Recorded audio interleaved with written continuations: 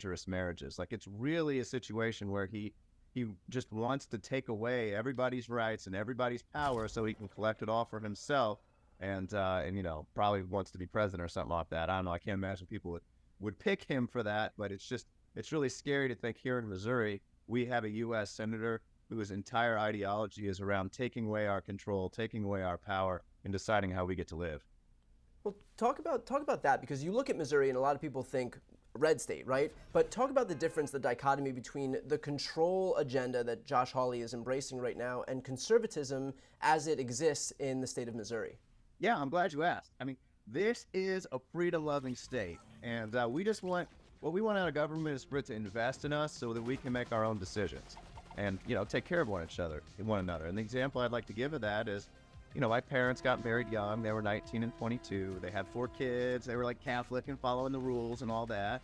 And when my littlest sister was born, the 4th one of us, she had to have a heart surgery immediately. And, my parents were in a working class paycheck to paycheck situation. We went bankrupt from that.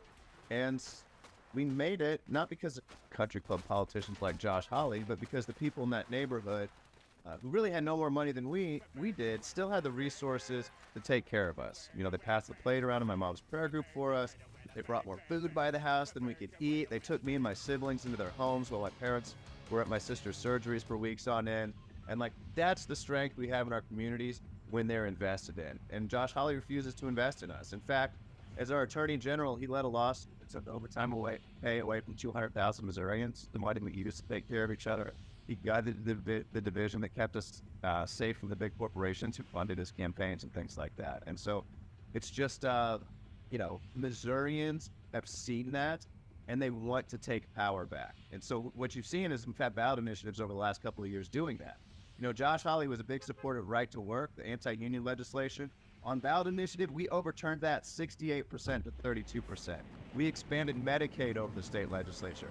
We increased the minimum wage, $5 over the federal level. People are always surprised to hear that out in Missouri, we increased that on our own on ballot initiative, $5 over the federal level. And we made it legal so we could smoke weed on our backyards without getting harassed, right? We've done all those things on ballot initiative. And really exciting for us this fall is there's an initiative petition, a constitutional amendment on the same ballot as me to enshrine the right to basically codify Roe versus Wade and enshrine the right to women's reproductive rights in our Constitution. We're going to take power back there, and we're going to do it right here in my election, too. And by the way, it's worth noting that a lot of those things are despite the opposition by the Republicans themselves. Lucas, to that point, we've seen this election cycle that Democrats are taking back a lot of the themes that Republicans have been co-opting for years and years. And to that point, I want to play an absolutely kick-ass ad that you released with your campaign just recently. I'm Lucas Kuntz. Growing up, my sister was born with a heart condition and my parents went bankrupt. We got by with the help of neighbors and church friends. Their support and a Pell Grant got me through school, and I became a Marine to serve and protect everyone who took care of me. I trained with Border Patrol on our southern border, led a police training team in Iraq, oversaw Afghan police, and prosecuted violent criminals and drug dealers. But then I saw bought-off politicians and their corporate donors waging war here at home, deciding how we get to live, getting rich, stripping towns like mine for parts. No one protected Missouri from them. I'm Lieutenant Colonel Lucas Kuntz, and that's my mission now. Put me in the Senate and we'll break the grip of corporate power, outlaw stock trading by judges and politicians, rebuild and invest in Missouri, and protect our freedoms. The freedom to live our lives, to control our bodies, to raise and protect our families. I'm Lucas Kuntz, and I approve this message. Lucas, that guy doesn't exactly seem like the radical left-wing communist that Republicans try to caricature Democrats as being. What's the message that you're trying to send to Missourians amid the deluge of disinformation out there? It really is. I'm one of you. I'm an everyday Missourian. I grew up in a situation where my parents went bankrupt for medical bills. I know what that's like. I got to go to college because people in town gave me scholarships, and I got a Pell Grant, which, funny enough, Thomas Eagleton, our former senator here in Missouri, worked with Pell to create. That's the type of investment we can actually get from U.S. senators who care and understand everyday people. And so I want to remind all of them that I've spent my entire life trying to pay that back. I became a Marine to serve and protect everyone. I deployed to Iraq. I deployed to Afghanistan twice. I did my job outside the wire.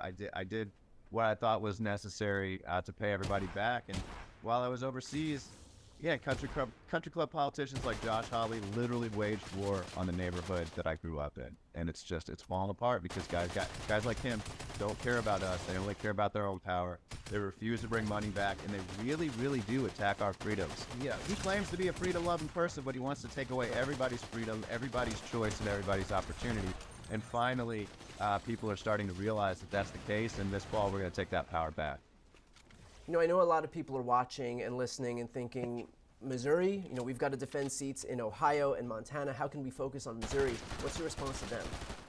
Josh Hawley only won with 51% of the vote last time. Very close race, and that was back when he was just, you know, our former U.S. Senator Jack Danforth, very respected moderate Republican here. He was his golden boy. Jack Danforth propped him up, created him as an entity, and Jack Danforth has since said that Josh Hawley is the worst mistake he's ever made and that he doesn't want him to win this election. Josh Hawley has lost his base. He's a weirdo and a creep now. People see that he's just after them. He wants to decide how we get to live, which is why, as you mentioned earlier, he's the least popular U.S. senator up for re-election this year. And it's just a super exciting opportunity here because we have my race to take that back. We're going to get great turnout from the initiative petition to enshrine the right to codify Roe versus Wade. We also have a minimum wage and paid sick leave amendment on the ballot.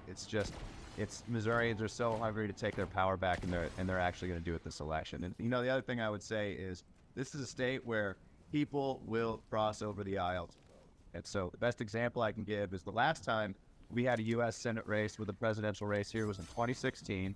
When Jason Kander, another veteran like me, he's an Army guy, was on the ballot. And, you know, he was running against a long-term popular incumbent named Roy Blunt, who was more popular than Josh Hawley is, had way more money than Josh Hawley has, better connections. And, you know, despite the fact that Trump won that year by 19 points, Jason only lost by 2.5. Trump's not going to win by 19 points in this state anymore. Like, we have the wind behind our back. It's looking really good. And, you know, we get the Jason Kander voters, we're gonna win this thing. How can we help your campaign? Well, you know, please help spread the word. If you got friends and family in Missouri, please send them this clip. Let them know that you saw us on here. It helps spread the word. We're at Lucas Kuntz MO on Twitter, Lucas Kuntz MO on Instagram, on Facebook as well. And of course, if you can donate, it's lucaskuntz.com. You know, he just did $1 million ad. It's all negative because he's scared. You know, he's not talking about himself. He's going after me. It's actually ludicrous. He's saying that I want to outlaw everybody's pickup trucks and steal their keys, which is just like absolutely crazy, but he's got nothing to go at us on, so that's what he decided to do, is just make stuff up. I mean, that's what these guys do. We're here in Missouri, the front line in the fight for democracy, and we need your help. You know, up until 2017, 5 out of our 6 statewide elected offices were Democrat held. So it's like people have already voted for Democrats before. They just need to be reminded how bad Josh Hawley is and hear my background. If you can help us get that out there, we're going to win this thing. Right, they just need the right candidate, and that's exactly what you are. For people watching and listening right now, Lucas is the real deal. We would be absolutely, you know, it would be best case scenario to have somebody like him in office. So again, for folks watching, please, if you can, donate, help his campaign out, and spread the word. Lucas, thank you so much for taking the time. No, thanks for having me, Brian.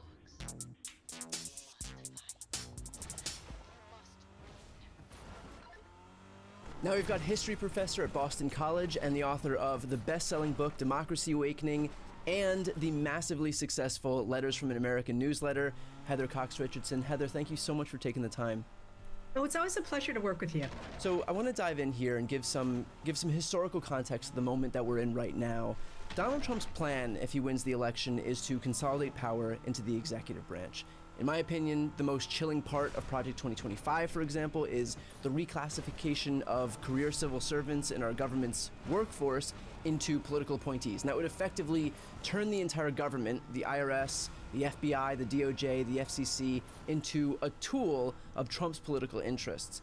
So this may all feel new for us, but I'm curious as to whether there's precedent in history where, for example, leaders engaged in similar tactics, and what happened to that system of government in those instances. So for example, did those countries then descend into autocracy? Well, there are comparisons in other countries for sure. Project 2025, which is the project that's been embraced by the Trump Vance campaign, deliberately builds on what Viktor Orban has done in Hungary, where he took a democracy and he overturned it by concentrating power in his own hands. Now, one of the things about Project 2025 is that it talks about civil servants and turning them into loyalists for Trump. It also talks about taking over the Department of Justice and ceasing to honor the rule of law and instead having people in the Department of Justice who do what Trump wants them to. It also talks about the military.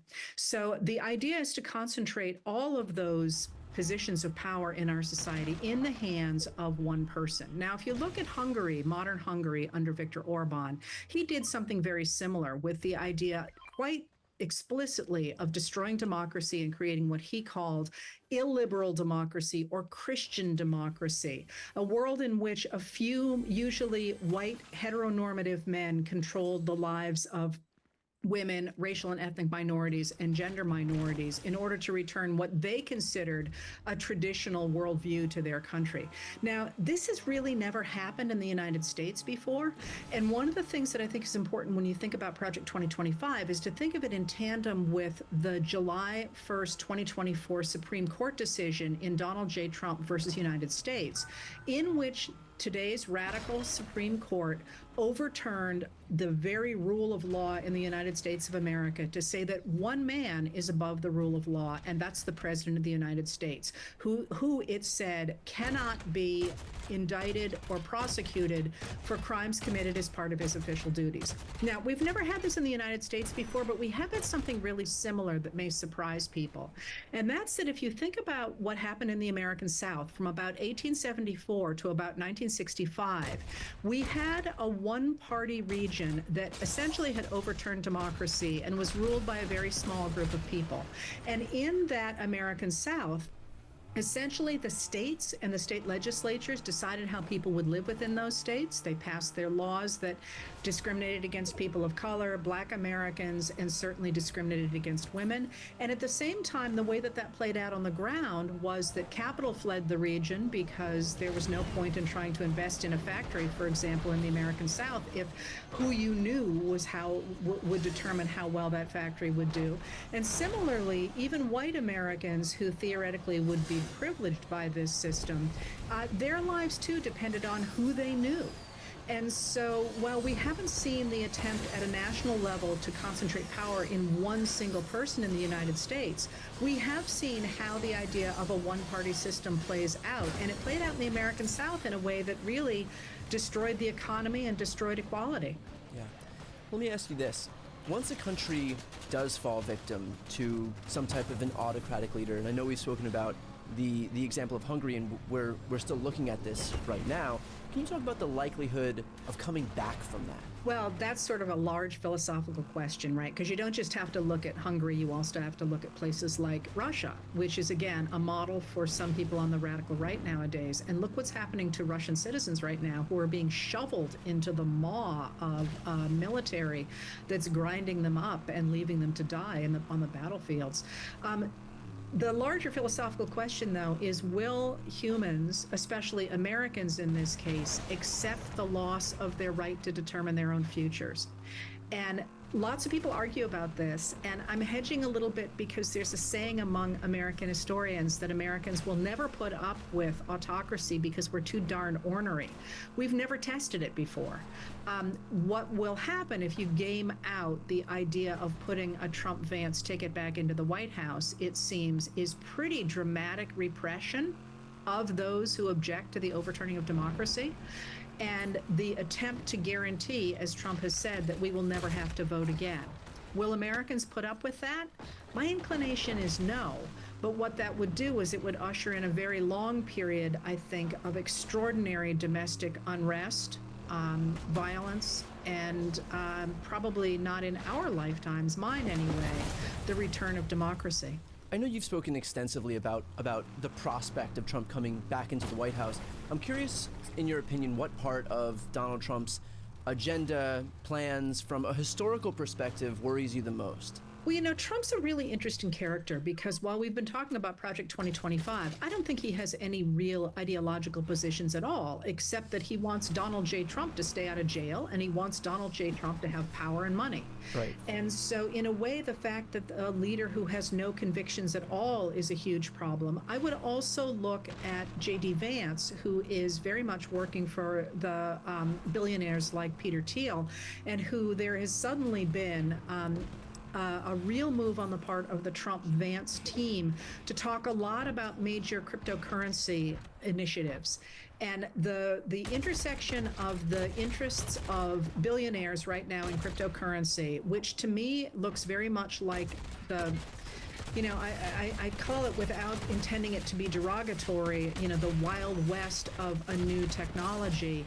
That those new technologies or the new fields for investment are always, when we first get into them, unregulated, and they are always controlled by a very few extraordinarily wealthy people. And they always, and I'm talking about mining, I'm talking about cotton, I'm talking about copper, I'm talking about diamonds, I'm talking about oil, I'm talking about all these things. They always hurt the majority of the people. Now, when I look at this ticket, I look at Trump and the fact he's 78 years old and is not seemingly in good health. And then I look at the fact that J.D. Vance seems very much to be pushing the idea of these tech bros, as they say, that they're the ones who should control the world. And that's actually what worries me the most, because if you concentrate power in one executive, and you then put that one executive in the control of billionaires who are interested in controlling the world's money supply, I feel a little bit like that looks like a James Bond movie, except we're actually living in it. That is an amazing point that I haven't heard before at all. I mean, I've heard inklings of people say that, Peter Thiel had worked to install J.D. Vance for the fact that he wants influence there, of course, but not to the extent that, like, how it basically works with all of the other aspects of consolidating power in the executive branch. That would eventually make J.D. Vance, make Peter Thiel by association, extraordinarily powerful in this country. There are those on the right who say that Democrats are just being hysterical by saying that Donald Trump is going to be some type of an autocrat, and that we already had 4 years of him before, and that we all survived. What's your response to that? Well, first of all, everybody has made it very clear that those who held the guardrails in the Trump administration, to the extent they did, are gone now. He's been very clear about that. And one of the goals of Project 2025 was to say, we're not going to be stopped again the way we were in the first term. But I think there's a larger point that you're making here that you and I probably, I won't speak for you, but you and I probably have both run into, and that's that what the Trump people are talking about is indeed so extreme that it's hard to convince people that it's real. You feel like when you're, and it's one of the reasons I always cite my sources, is because you feel like when you're saying they want to end all abortion, they want to take away birth control, they want to have a national abortion ban. You hear those things and you think, oh, no, that couldn't possibly be the case. Or, they are trying to take over the military. And you think about our military, which has this long and storied history, and you think, oh, come on, we've never done that before. But they are saying it. They are putting in place policy papers to do that. They are filling positions. They have this whole list of people to fill positions and do those things. And I think if we don't take it seriously, we're making a huge mistake. Well, that's why I thought it was so important to speak to you today, because of that exact reason. I mean, we're out here saying that they're going to do X, Y, Z, and we're saying it because they are promising it, but at the same time, it's hard for us to imagine it as Americans because we just don't have a schema for that in this country.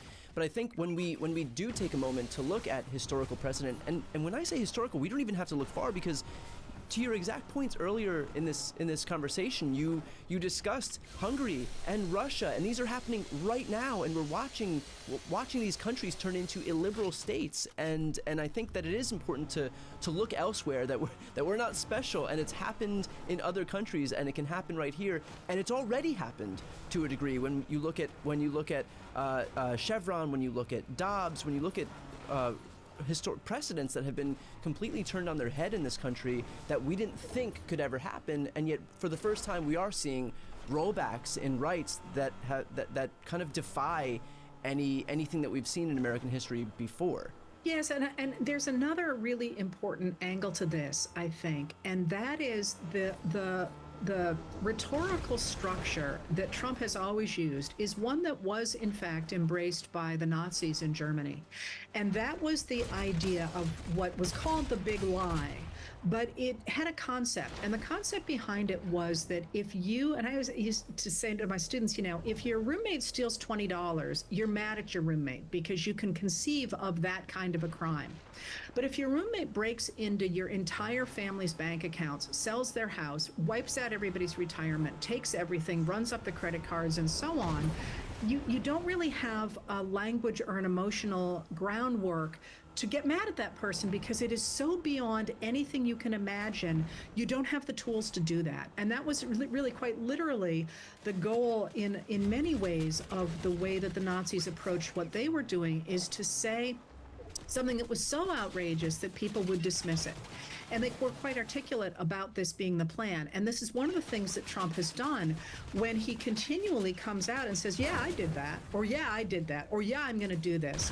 People think, well, I must be misunderstanding it, because of course you wouldn't want to take over American democracy and replace it with a dictator. Of course the Supreme Court wouldn't take away a constitutional right that has been recognized for almost 50 years. Of course the Supreme Court wouldn't give the president the right to commit crimes in office.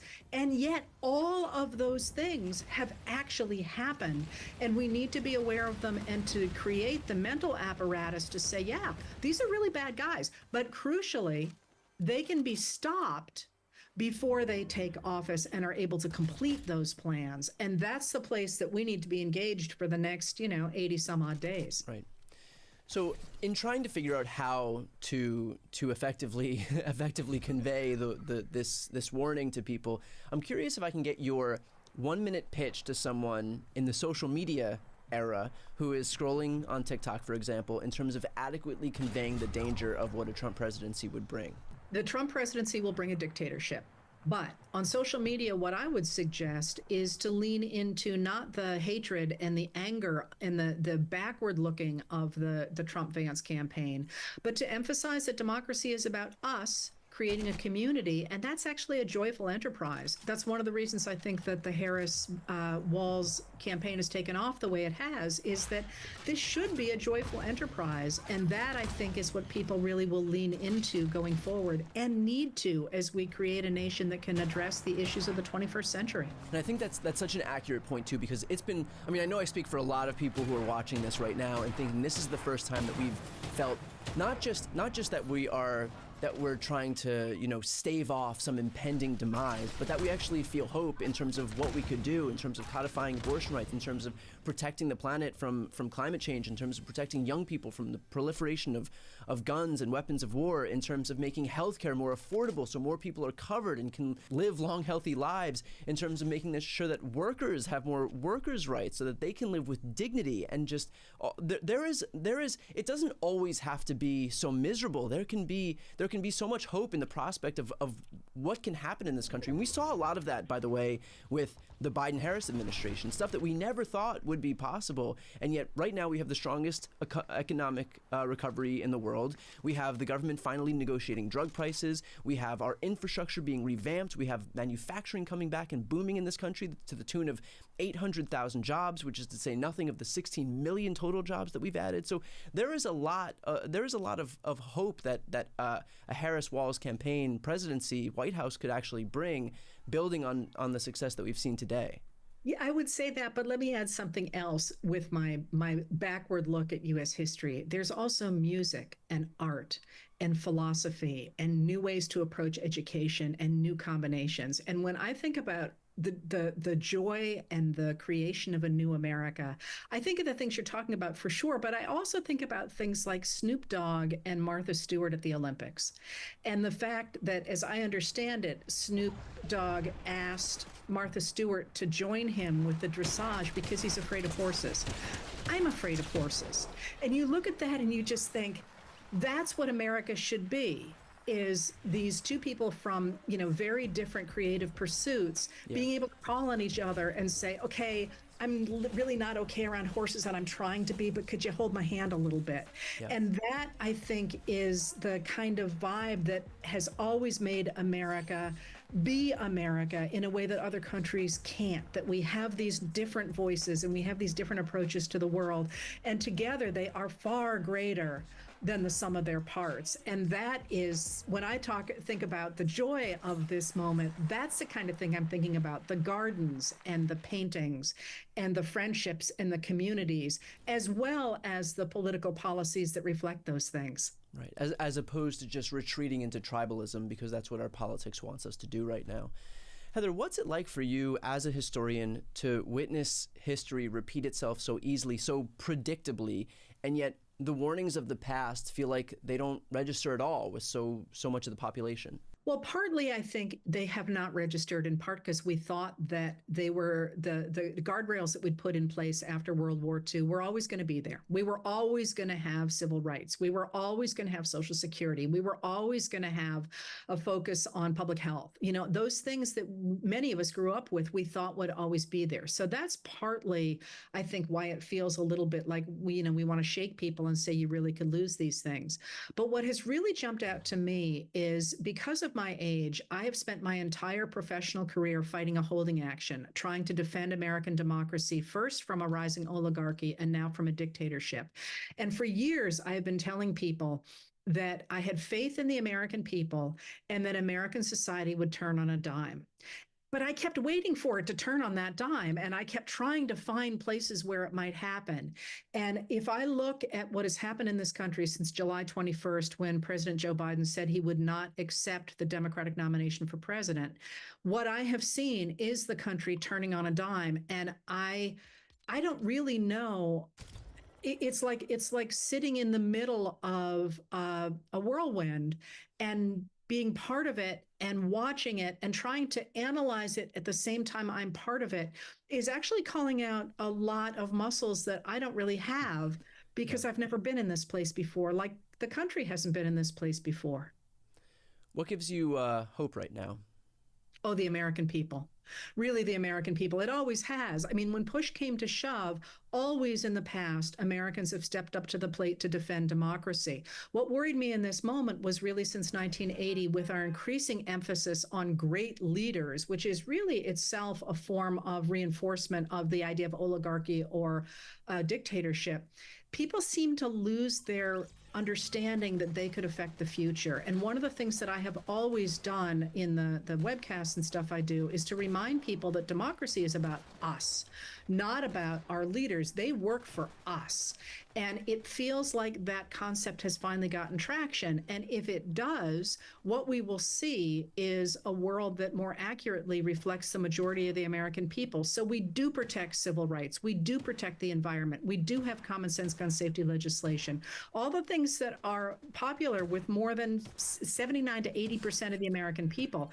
And that is a reinforcement of democracy. It's a reinforcement of agency, and it's a reinforcement of the idea that at the end of the day, the Declaration of Independence was right, and human beings have a right to determine their own futures. And that is both our most conservative possible position and our most progressive future. Well, that right there is exactly why so many people tune in to hear what you have to say. To that point then, your newsletter is called Letters from an American. It's read by 1.5 million people. What do you cover, and where can they sign up to hear more from you? So I am a historian. I'm not a journalist. So what I do is what all historians do, I look for what creates change in society. So when I write Letters from an American, I'm trying to take a snapshot of America on every single day. My cutoff is midnight Eastern time. And take a look at anything that happened that day that looks as if it is part of a longer story in American history that is currently changing. And that is available for free on Facebook and on Substack, just under heathercoxrichardson.substack.com. It is not partisan, really. It is a historical look at where we have been and where we are, and to some degree where it seems that we are going, although I don't prognosticate at all. I tell you what happened, not necessarily what I think about what happened. And of course, we'll put the link to your newsletter in the post description and the show notes of this episode. Highly recommend for those watching and listening right now to sign up. And finally, your best-selling book, Democracy Awakening, is coming out in paperback in October. Heather, why did you write this book? Well, originally I wrote the book to answer the questions that people ask me all the time. How did the parties switch sides? What is liberalism? You know, what's the difference between a democracy and a republic? But pretty quickly it became clear that the question that people asked me most is, how did we get here? What on earth is going on, and how do we get out? And so the book is divided into those three parts. And the third part of it, I think, is actually in many ways, to me, the most interesting, because it's a how-to manual for expanding democracy by taking a look at all the different ways in our history that people have taken these concepts that were articulated in the Declaration of Independence and then turned them into the modern democracy we have today. But that being said, I understand that there is a new book coming out on the other side of this interview as well. Tell us about that. Yeah, so that my book is called Shameless, and you were kind enough to sit with me and give me some guidance in terms of the historical aspects of what we're seeing right now in today's modern Republican Party. And so I do focus on a lot of the plans that Republicans laid out in the beginning, whether it's from the Powell memo, whether it's from Roger Ailes' memo that would eventually come to be what Fox News is today, Project Red Map, which in 2010 was the plan in the aftermath of Obama's election to start gerrymandering the states.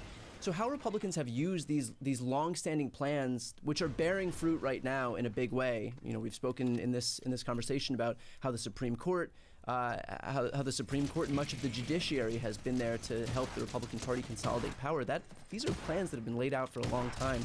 So that's coming out in just a few days. It's available for pre-order right now as well. And again, thank you for your help. The book wouldn't be what it is without your input. So for those who are watching, a big aspect of pre-orders, which is this period that we're in right now, is to make sure that the publishers know how many copies to actually print. So if there aren't a lot of pre-orders, then the publisher will see, okay, that we're not going to put aside, enough paper basically to make sure that we can print it when it's actually out. So for those watching, if you do think that you might want to buy it at some point, this is actually the best time to do so, because it makes sure that we have enough copies to actually last for the duration of the run.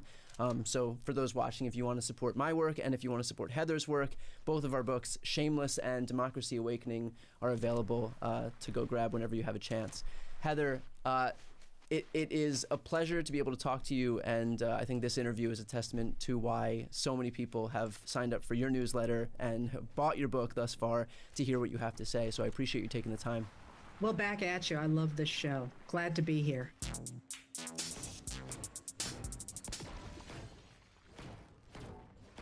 Hi everyone, Harry here to talk about the first conviction of a county election official based on charges growing out of the whole effort to secure the election for Trump, notwithstanding that Biden had won in 2020. We had in Arizona earlier this week the first conviction by plea of a false phony elector, a Republican who signed and said, I'm a duly qualified elector for Donald Trump. Only problem is Biden had won there.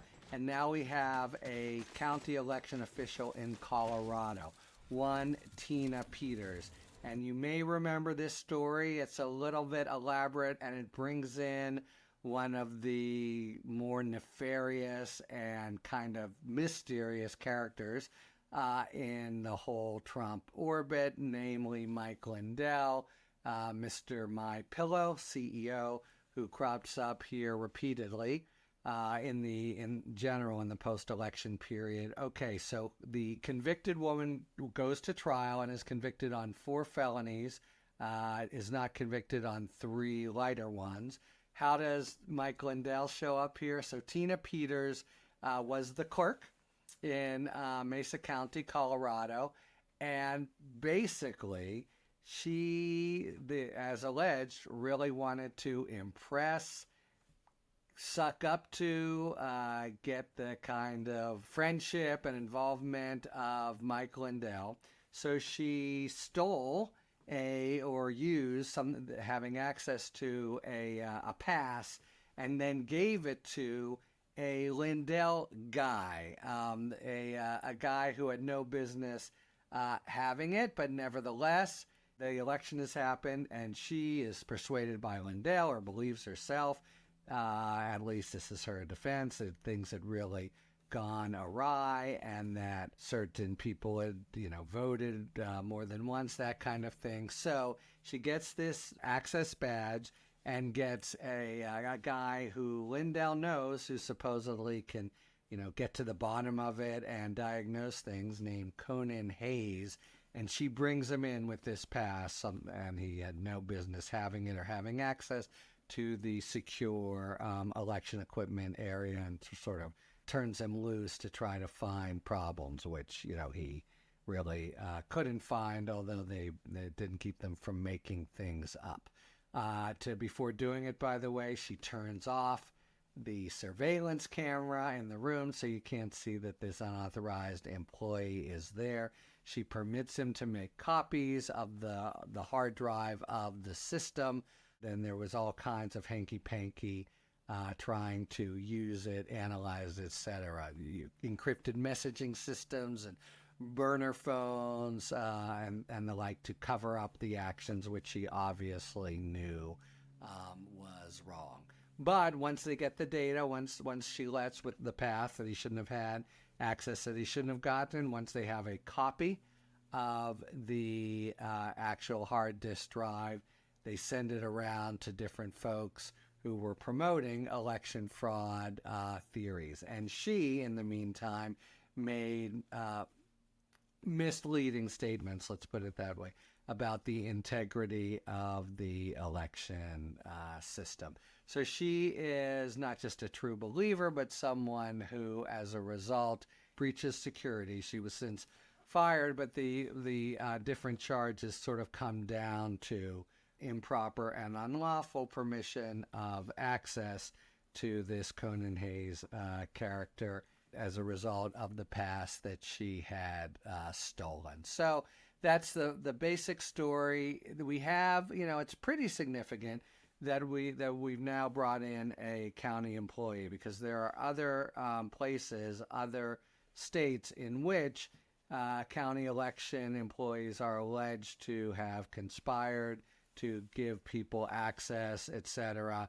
And, it's really the core level of trust and integrity for the whole system. So having people who, believed Trump and wanted to stop the steal actually access or, permit bad guys to come in and access the data and do stuff with it, that, this is the kind of thing that might have lay behind some of Rudy Giuliani's more outlandish claims, but it's really such an elementary, at the heart of the whole system's kind of violation that, you go through all these protective procedures, and then a corrupt, or maybe even, well-meaning, but never, in the sense that, maybe she thinks it was a steal.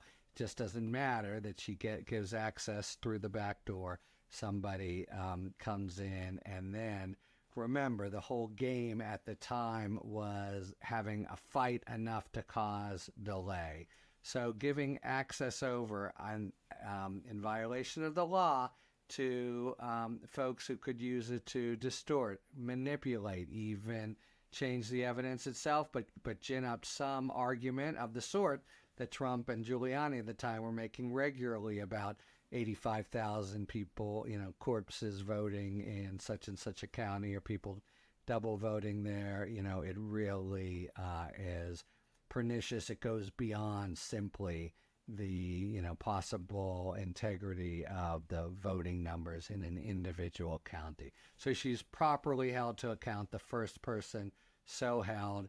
And, in general, it's an example of the state authorities. They were slower off the dime, but with both the phony electors and at least some county officials, they are, moving to do their part to remedy and insist on accountability for county officials who violated the law and became part of the effort to steal the election from Biden and award to Trump. Talk to you later. Thanks for tuning in. If you enjoyed this video and other Talking Feds content, Please take a second to like and subscribe. Talk to you later.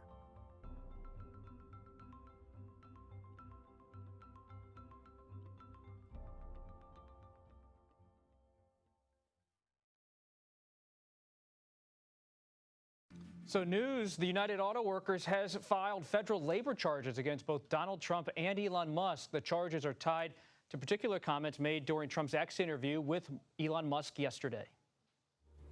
I mean, I look at what you do. You walk in and you just say, you want to quit? They go on strike. I won't mention the name of the company, but they go on strike and you say, that's okay, you're all gone. You're all gone. So every one of you is gone. A senior advisor for the Trump campaign released a statement saying, in part, quote, this frivolous lawsuit is a shameless political stunt intended to erode President Trump's overwhelming support among America's workers. Elon Musk has not yet responded. Well, let's talk to Shawn Fain, the president of the United Auto Workers Union. Shawn, good to have you here on America Decides. We've covered you a lot over the past year. Hey, Bob, thanks for having us. So tell me about the decision to do this. You're either watching or informed about the comments made by Musk and Trump, and you decide to file these federal labor charges. What was behind the decision and to do it so quickly? Look, because this is the problem in America right now. The rich keep getting richer at the expense of the working class. And people like Donald Trump and Elon Musk, they sneer at labor law, but they don't care about labor law because they don't care about working class people. They believe in buying off the system and buying off politicians and being able to have their way with people. And, look, employers need to be held accountable in this country when they break the law. It is a federal right of workers to go on strike, and they cannot be fired for that. But, people like Donald Trump and Elon Musk, they laugh about firing people because they can care less about people and about their jobs and what they do to their careers. All they care about is the billionaire buddies and taking more wealth. And so this is a which side are you on election. And that's why working class people will vote for Kamala Harris and Tim Walz, because they're one of us. And Donald Trump and Elon Musk represent everything that this nation stands against.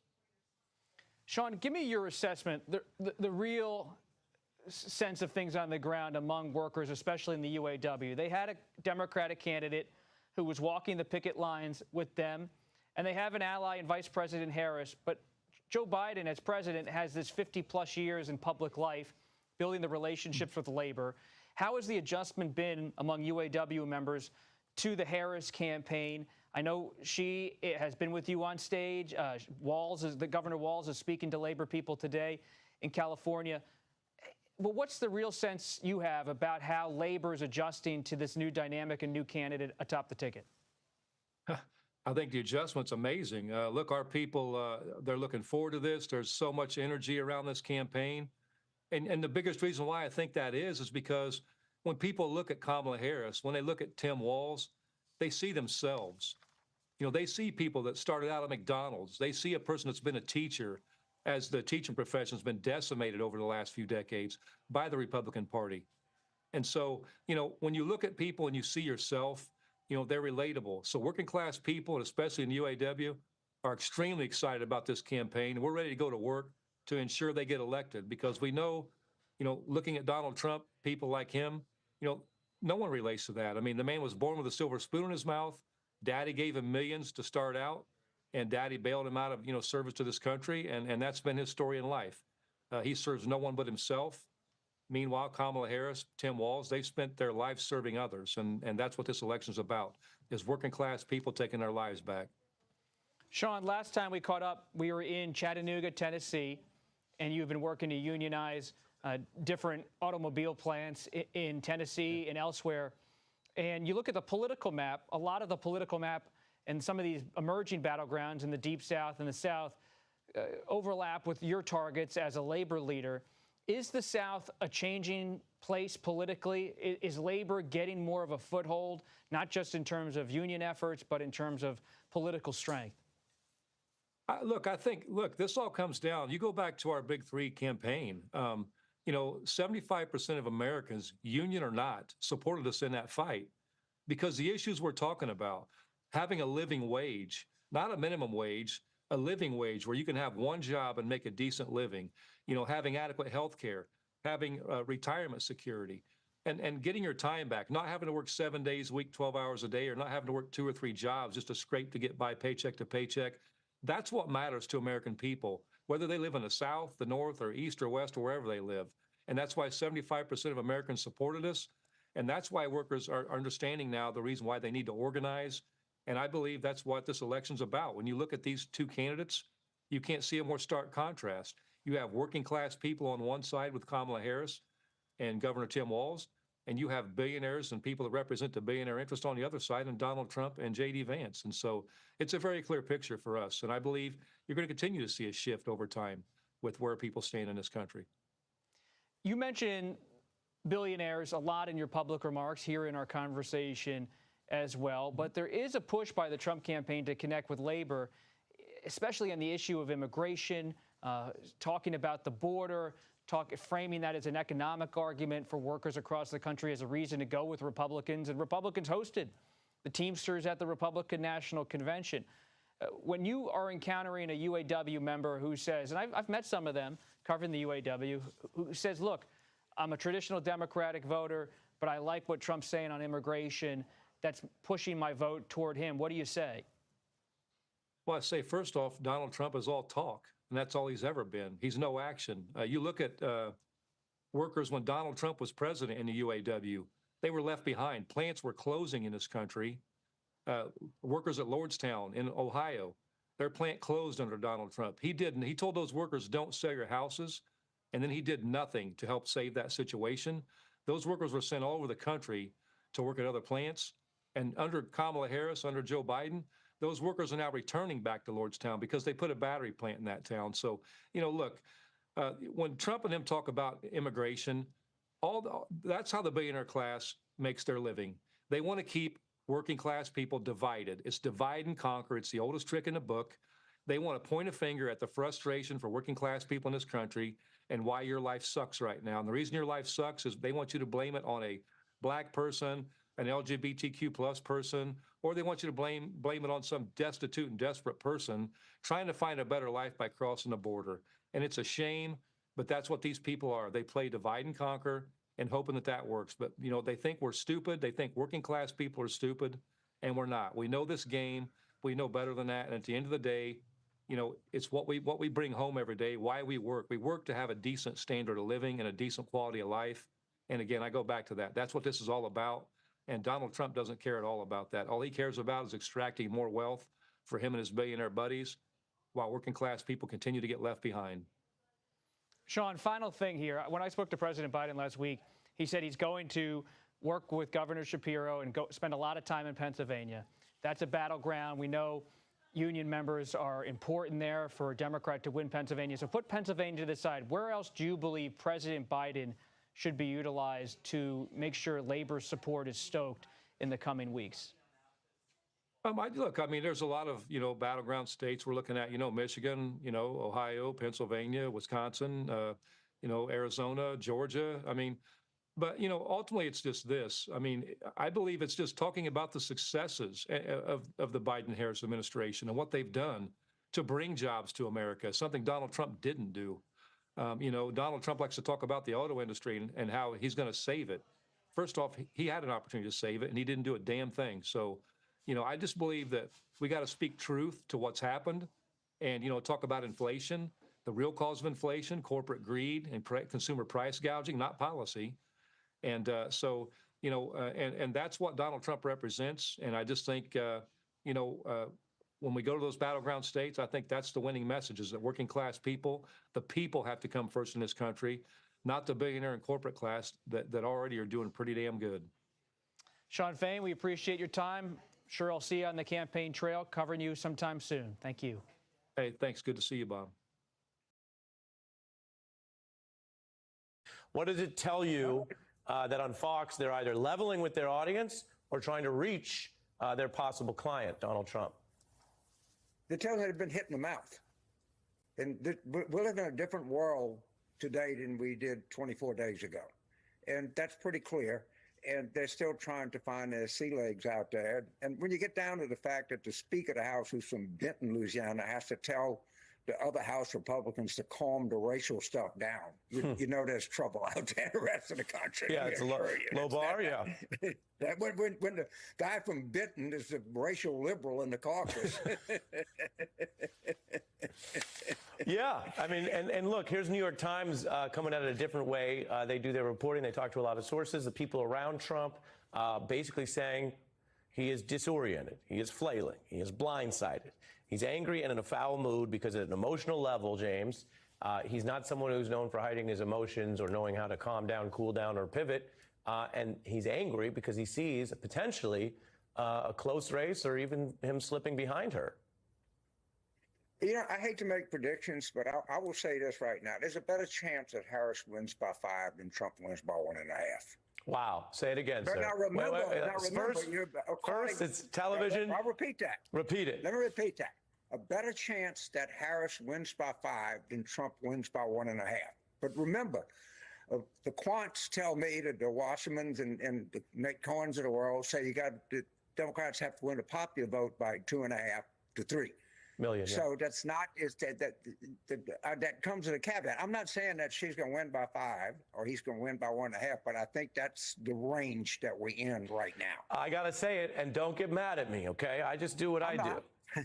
You sound almost giddy. Well, again, if you win by 2, you don't win. Right. Popular, I mean, I'm being realistic, but you know, sometimes, and I detest to make election predictions, and I think it's still tough, hard fought. But I could see him winning by a little bit.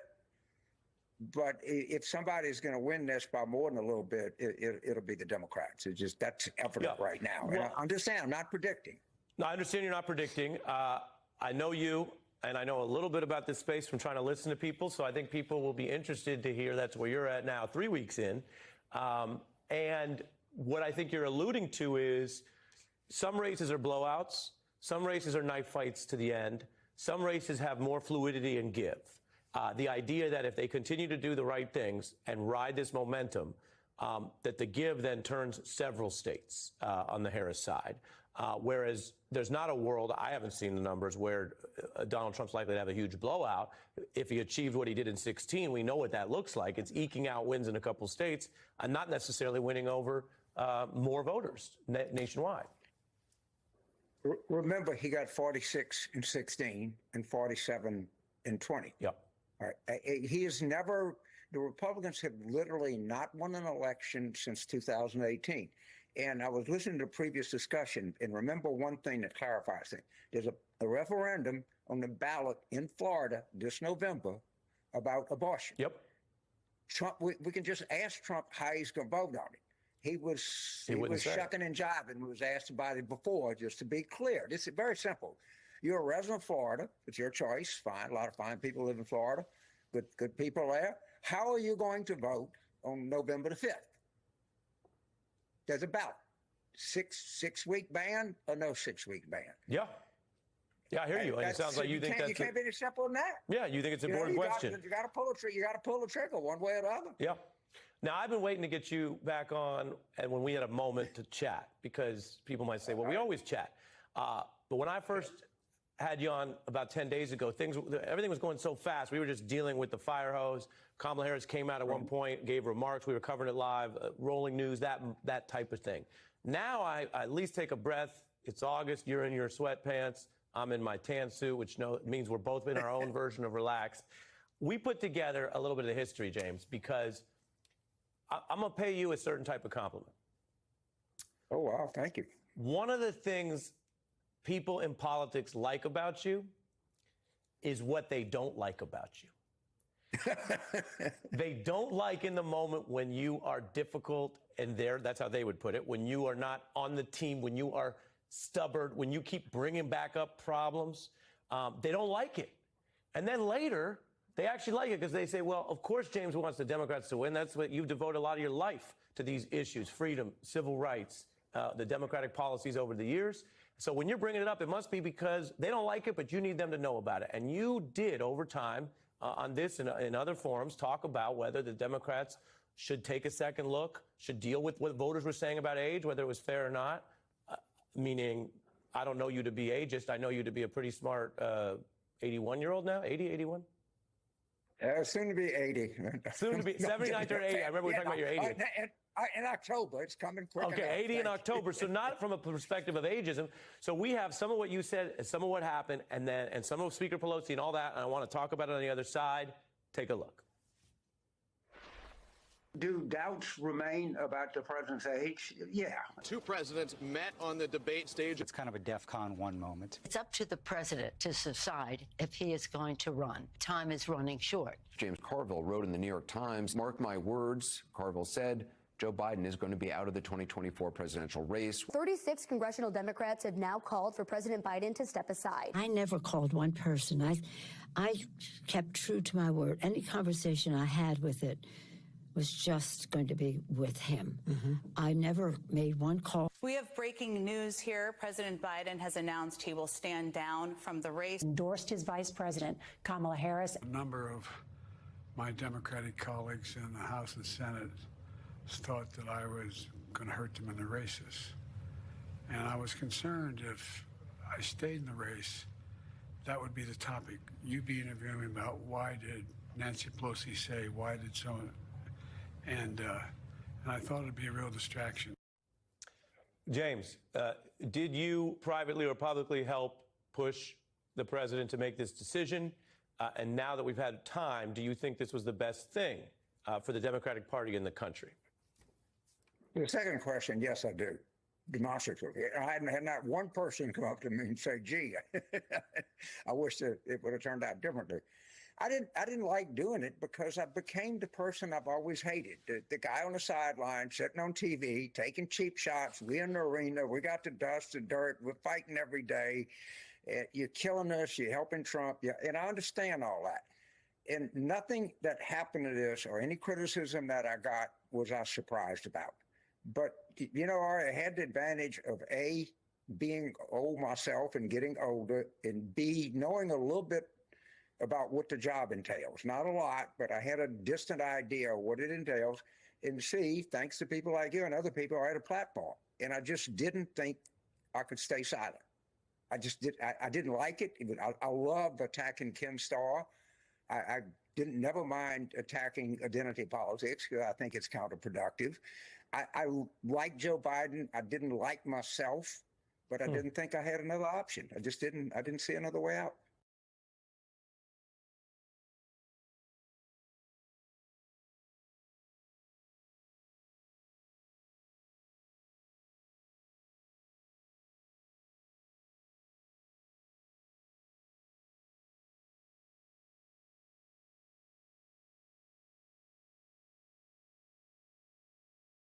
Our top story tonight is Kamala Harris's surge, Donald Trump's fear, and brand new developments fortifying the effort to make women's rights and choice a top ballot issue in some key states in November. I'm going to show you exactly how that's playing out in a moment, while the energy around the Harris campaign is manifesting itself in the big crowds, which are drawing Donald Trump's ire. One Detroit crowd was so large, so visually striking, that he is now lying about it with propaganda posts that I'm not going to quote or air tonight. Trump also is longing for the old days of 3 weeks ago. That's just some of her crowd lining up there, by the way, when Harris was not his opponent, drawing jokes about the matchup and Trump grieving the loss of whatever he viewed as an easier opponent. I get it.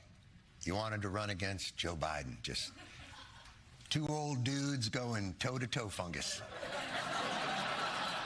A last hurrah, Rocky 12. It's not fair. Now you've got to run against someone who appears healthy and youthful and happy. He's grieving for his lost lead against Joe Biden. He's going through all the Trump stages of grief. It goes anger, anger, denial that you're angry, hanger, and nugget bucket. The jokes relate to something true. Colbert's just riffing on the old psychological literature about the actual 5 stages of grief: denial, anger, bargaining, depression, and finally acceptance, drawn from work by Elizabeth Kubler-Ross about 50 years ago. Now, many people can recognize how really bad news will spark things like denial or anger, and how a healthy landing place for major setbacks is usually an acceptance of reality, rather than staying in that denial phase, which could be your initial reaction, or complete ongoing delusion. But Trump is weak when it comes to accepting tough realities. He lies constantly, that's documented. He lies most about truths that could hurt him politically, psychologically, or otherwise, and he is still lying about his 2020 loss, which linked to plots that have landed so many other people in prison, those lies with consequences. And in that sense, tonight we can tell you Donald Trump's lies can still be a tell. He doesn't lie about the election results he got in Texas, which he won twice. He lies about the things where he is losing or thinks he's losing or is on defense. And that, from the joke to the truth, tees up exactly how Trump and the Republican Party are falling further behind on reproductive rights and choice, which is now going to be on even more ballots this November. Now remember, a huge majority of Americans say abortion should be a decision made by a woman and her doctor, not by the government. And that's especially the case earlier in a pregnancy when you break out these numbers. And that includes, as you see there, most Republicans. Or take Florida, where this DeSantis Republican abortion ban is now up for voters' review in this November's election through another ballot initiative. Most voters, according to the polls in Florida, oppose it, including Republicans. That's a reality that Donald Trump clearly knows about. So this week, he tried to falsely downplay this issue of reproductive rights as somehow fading. And then, on the question in Florida, a big state where he lives, he literally refused to say where he stands on the Florida vote. I think the abortion issue has been very much tempered down, and I've answered, I think, very well in the debate, and it seems to be much less of an issue. I'm going to announce that. I'm going to actually have a press conference on that at some point in the near future, so I don't want to tell you now. But Florida does have a vote coming up. Yes, Florida does have a vote coming up. That's what they asked him about, that state measure, which, as he said, he wouldn't answer, and then talked about, hyping a future press conference, which is a distraction technique. If you know what you stand for and are willing to stand on it, to stand on your positions in campaign business, you do it. He did not. But we know Trump's position. He put the 3 judges on the Supreme Court who overturned abortion rights. So now, trying to confuse people about his record or future announcements, I guess that's one political strategy on this issue. His party's current platform, which he's in charge of as the nominee, like Project 2025, though, already wrote down extreme anti-abortion plans. We have that. And that's even as Trump and his own aides still try to run from their own literally written out blueprints from the platform to Project 2025. This is a point that we pressed Trump White House veteran Stephen Miller on. That Project 2025 has absolutely nothing to do with the past, present, or future. President Trump and President Trump alone will make his own policies. There are issues where we see a kind of overlap. On abortion, a big issue, Project 2025 talks about cracking down on these abortion drugs. The current Republican platform talks about using the 14th Amendment to try to enshrine this sort of life test, as they call it, that would do similar things. There will be no national abortion ban under a Trump administration. That is the sound of one of Donald Trump's most loyal, long-serving, and quite conservative advisors running away from their record on reproductive rights. Now, it's up to voters to listen and decide what they believe. We are here gathering the evidence.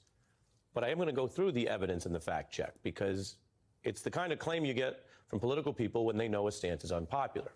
Trump and his new running mate already have the public and clear record opposing abortion access and going as far as calling for the criminal punishment of women for exercising what for many years had been a right. And by the way, many pro-life leaders oppose jailing women for this procedure, even if they separately don't think it should happen, precisely because it's so unpopular and, again, depending on the decade, unconstitutional. Do you believe in punishment for abortion? Yes or no, as a principle? The answer is that there has to be some form of punishment. For the woman? Yeah, there has to be some form. I certainly would like abortion to be illegal nationally. Hopefully we get to a point where Ohio bans abortion and California and the Soroses of the world respect it. I was able to terminate Roe v. Wade. I was so honored to have done it. That's what he did. That was his position. And now he's basically trying to spin and swim away from that. But Donald Trump may be heading into a wave so big it overtakes anything he does. Even the best surfers find some waves are just too big to ride to take for a spin. And they are, as you'll see here, just overwhelmed. There it is. Just can't even ride it. Now, in real life, these waves are blue. Politically, it's more of a purple wave because states blue, purple, and red are all rejecting Donald Trump's abortion policy since Roe was ended. This is one of the largest bipartisan trends of our era. Trump faces this barrier-breaking nominee, a woman running on choice with this wind at her back. And the news tonight, just like those off-year elections where people voted for choice because it was on a state ballot, the news tonight is 2 more states will put abortion rights on their November ballots. This is big and follows the pattern. It includes the key swing state of Arizona and delegate-rich Missouri. Elections officials found that the activists pushing this qualified to get those issues on their ballot this November. So those states join Florida with the state initiative that Trump says he won't announce a position on yet, for 8 total states with these confirmed abortion rights initiatives on your ballot if you live in these states this November. This does not look like an issue that Trump can just swim away from or lie away into the background. In those 8 states, it will be staring at voters when they literally go into the voting booth and see that, among other issues, and candidate names. And in these next 8 weeks leading up to those election days in all those various states, or whether you vote early, sooner than 8 weeks, voters will be seeing an alternative candidate, a different choice, an option. And she's not spinning or lying about her stance or past record. There's been much talk about what we've heard from Kamala Harris in these 3 weeks since she became the nominee, and what press she's doing or not, and what events she's doing or not. But the record matters. I just showed you some of Trump and Vance's record. Now let's look at Harris's record. Before she was even the nominee, she had been on offense about reproductive rights. So-called leaders are saying that after an individual has experienced such a crime of violence, a violation to their body, and surviving that these so-called leaders would say to that same person, and the next decision you make about your body is not yours either. That's immoral. That is the moral position, and in her case, a consistent position on this major issue. Politics sometimes is about the crowds I mentioned. It's about the history. It's about all kinds of clashes, but sometimes it's about stuff that really matters to people's lives. You can watch Donald Trump's record there, and you can watch Harris's record, and you can see what you think they're saying, whether they seem to care, and what their consistency is. If you watch, of course, the ballot, which is the politics side, anyone who wants Democrats to win, even separate from this issue, thinks this is the wave, larger than many other waves, that could completely topple even a candidate who's been effective at spinning and lying his way through other waves.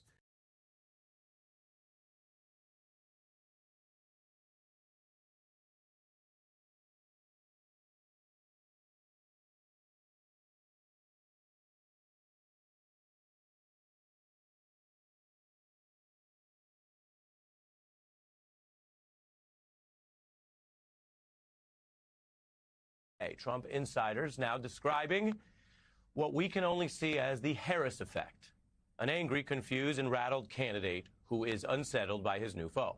Trump has been watching Harris get the kind of coverage and attention that he craves, including upending the whole political media television cycle. And yes, we are a part of it, but if you measure it even outside of this channel, you would find a lot more news about Harris and her running mate and her momentum and her ideas, and less about the other guy. You can see the big crowds in Nevada. Her crowds and enthusiasm alone has become a story unto itself. Or take Time magazine, which everyone knows for many decades to set a kind of tone in America.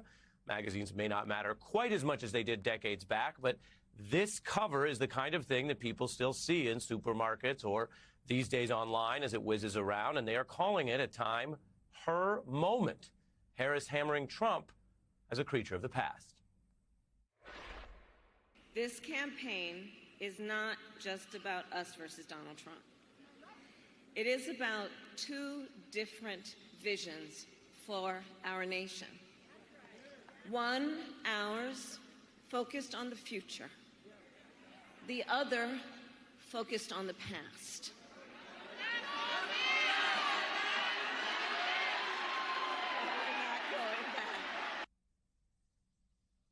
Past versus future is a lens that Democrats say is working and is true.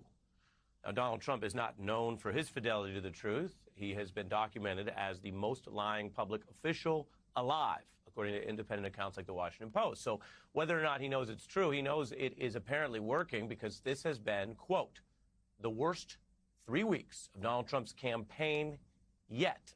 That's how the New York Times puts it here, reporting how people around Trump say he's knocked off his bearings, he's disoriented by the contest with Harris, that he has been in a, quote, foul mood, and, quote, ranting about Kamala Harris. All of this reflecting his view that things aren't going well. Remember what I said. He may not be known for truth, but this appears to be a part of political reality that he does understand and that he has also been making, the Times reports, quote, one forced error after another. Harris clearly has momentum right now. Now, there are many ways to measure this in politics. And if you follow this show, you may know that I've told you for years now that we don't cover national polls much in covering the Electoral College because the national polls don't correspond to how the vote is ultimately counted. And we also try to be very serious and careful when we do present you with data because, as you might remember from 2016 or any number of years, the narratives can take on a life of their own. So what I'm about to show you is basically a statistical tie in these key states, which is an improvement over what Biden was doing. The Harris campaign sees this as great news. Some have even referred to it as a lead, although as you'll see, it's more like a tie. In Michigan, Harris has improved to 50% over Trump's 46%. A 4-point difference, but as I'm clearly showing you, the margin of error is larger than that. The Times has a polling snapshot coming out of the other key so-called blue wall states. These are the ones that if Harris won all of these, she would win the election based on the coalition they've had in the past. Wisconsin, very similar. 50, 46, margin of error. And then Pennsylvania, where Harris was with her new running mate last week. Everyone knows it's a crucial swing state. You see again, it's almost like we didn't change the polls, but we did. You see the line of Pennsylvania at the top, 50, 46, and also margin of error. So basically, she's improved, but it is a statistical tie. Advisors are telling Trump Harris will grow those kind of leads further, quote, coming out of the Democratic convention. That's what his own people are warning him, according to a brand new Axios report starting the week. That convention is now just a week away. And Kamala Harris is no stranger to the event. What it takes up on the main stage, those speeches are harder than they might look. I've covered those conventions inside the hall and out, and it's a big room. It's a stadium speech, even big candidates.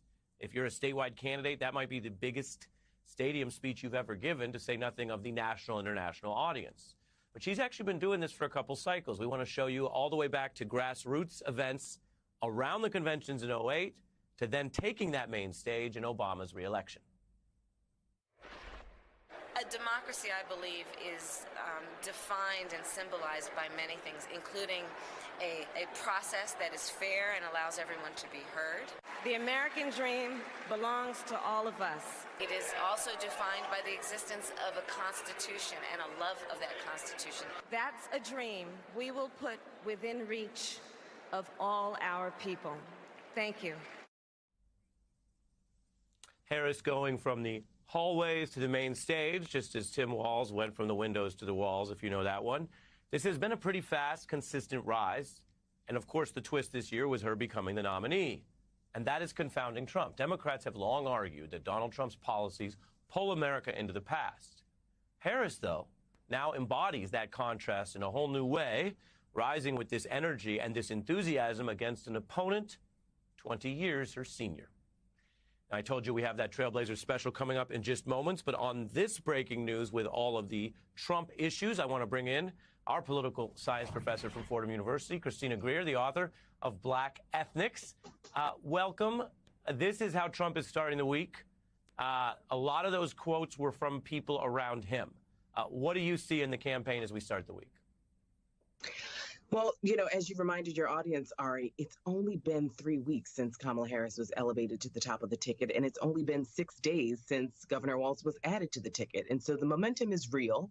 The money that's been pouring in is real, and not just big donations, but small donations, which actually can translate into votes because people are feeling invested and excited about this new race. It's a new race in many ways.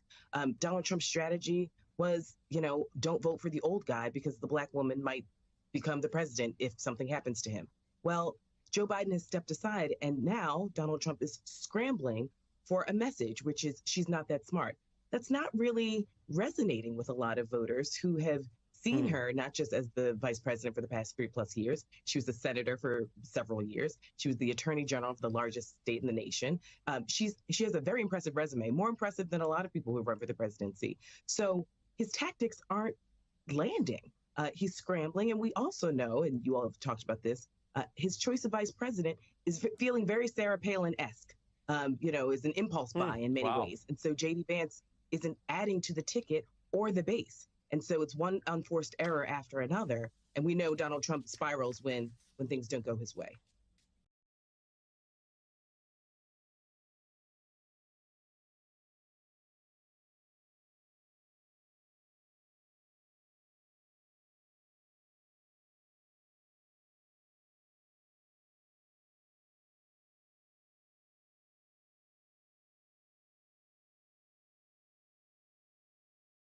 There has been a lot of focus lately, and for good reason, on the huge crowds, all the packed arenas across the country that are out there, all the people supporting the Harris-Walz ticket. We're showing you some of the footage there. And these crowds tell us, of course, that people are excited. They're energized. And Trump's reaction to these crowds has also told us a lot about him. I mean, after Harris and Walz filled yet another arena in Michigan with a sea of very real, alive supporters, the former president of the United States and Republican nominee posted a statement on social media, and I'm going to read it to you in full, because seeing it is one thing, but hearing it is another. I'm also going to tell you why. So here it is, quote, "Has anyone noticed that Kamala cheated at the airport? There was nobody at the plane, and she AI'd it and showed a massive crowd of so-called followers. But they don't exist. They didn't exist. She was turned in by a maintenance worker at the airport when he noticed the fake crowd picture, but there was nobody there. Later confirmed by the reflection of the mirror-like finish on the vice presidential plane. She's a cheater. She had nobody waiting, and the crowd looked like 10,000 people. Same thing is happening with her fake crowds at her speeches. This is the way the Democrats win elections, by cheating, and they're even worse at the ballot box. She should be disqualified because the creation of a fake image is election interference. Anyone who does that will cheat at anything." Those are Trump's words. He posted them.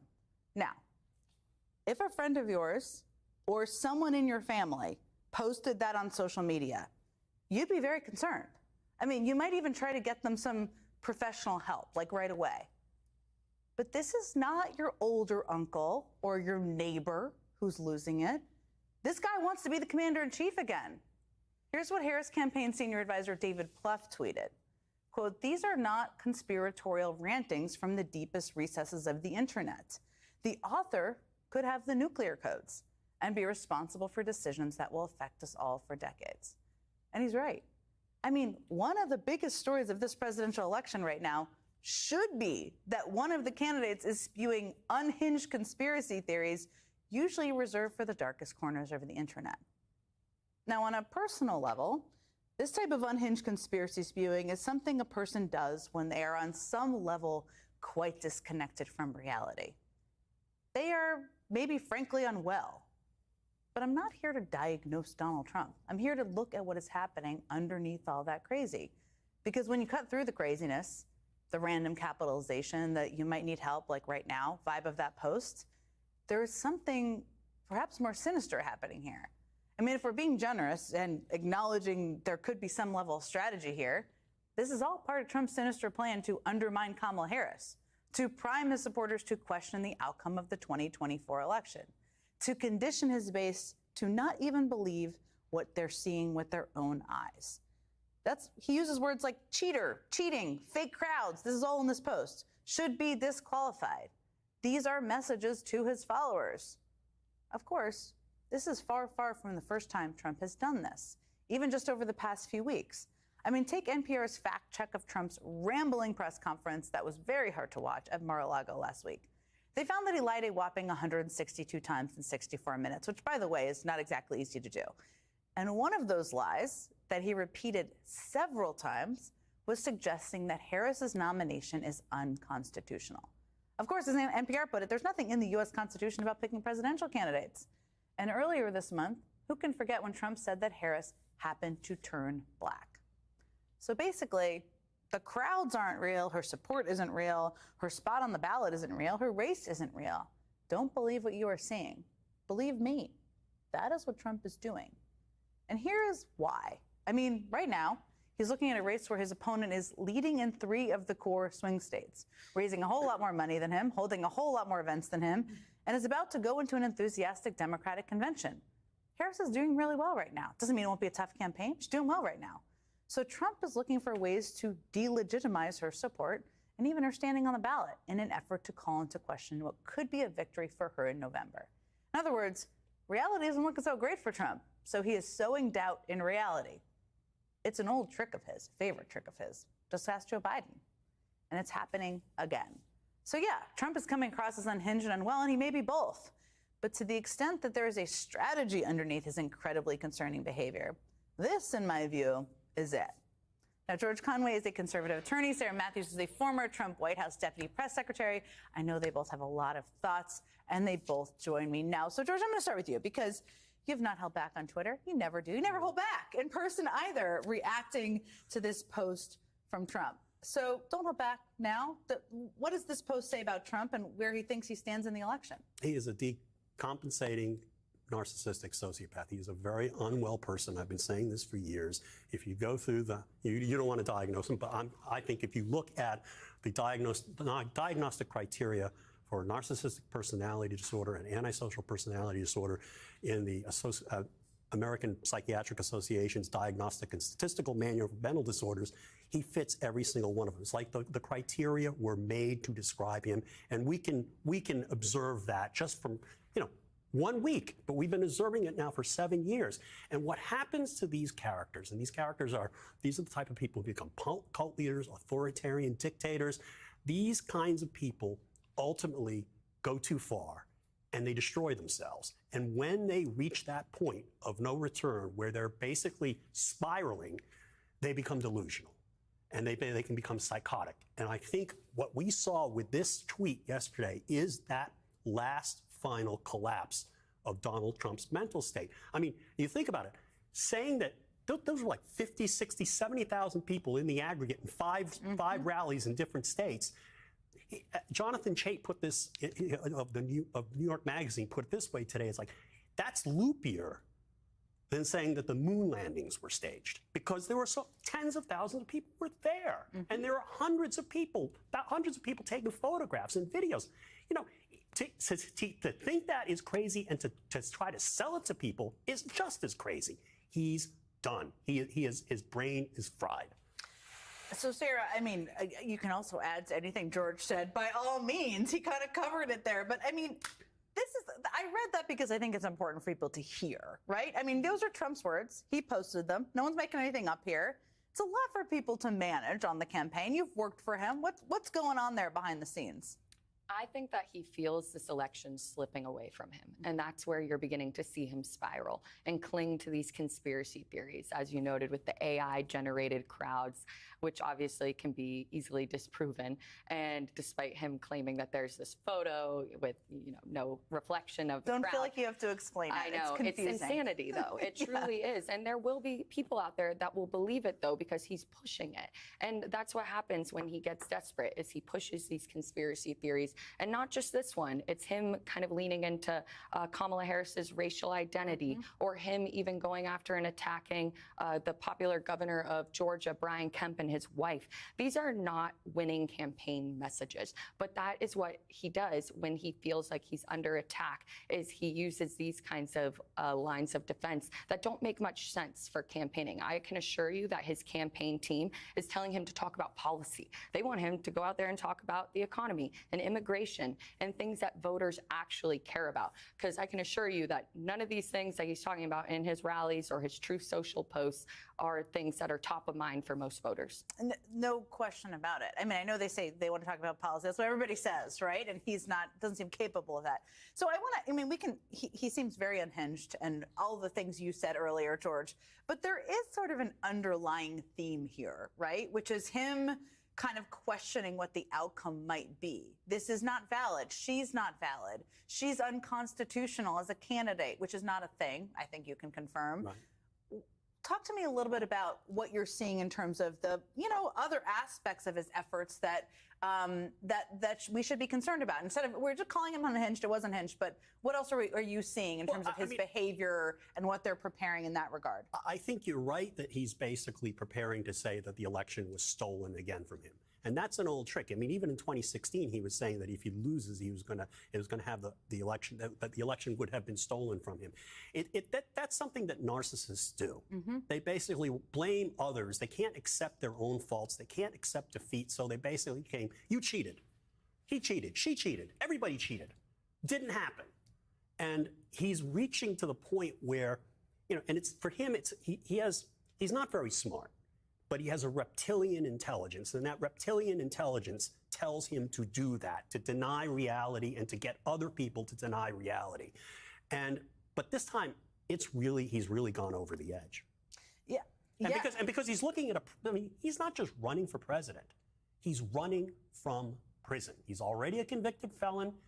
If that case in Florida ever goes to trial, he's going to get convicted, and he's going to get convicted down the street. Because the Supreme Court's immunity decision only goes so far to protect him.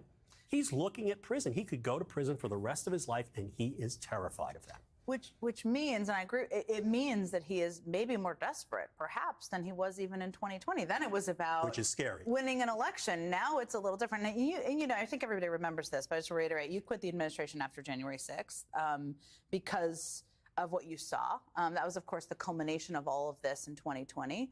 What is it like to sit and watch? I mean, there's pebbles of details here we're seeing, the way he posts things, his preparation to question the outcome, to lead up to something similar.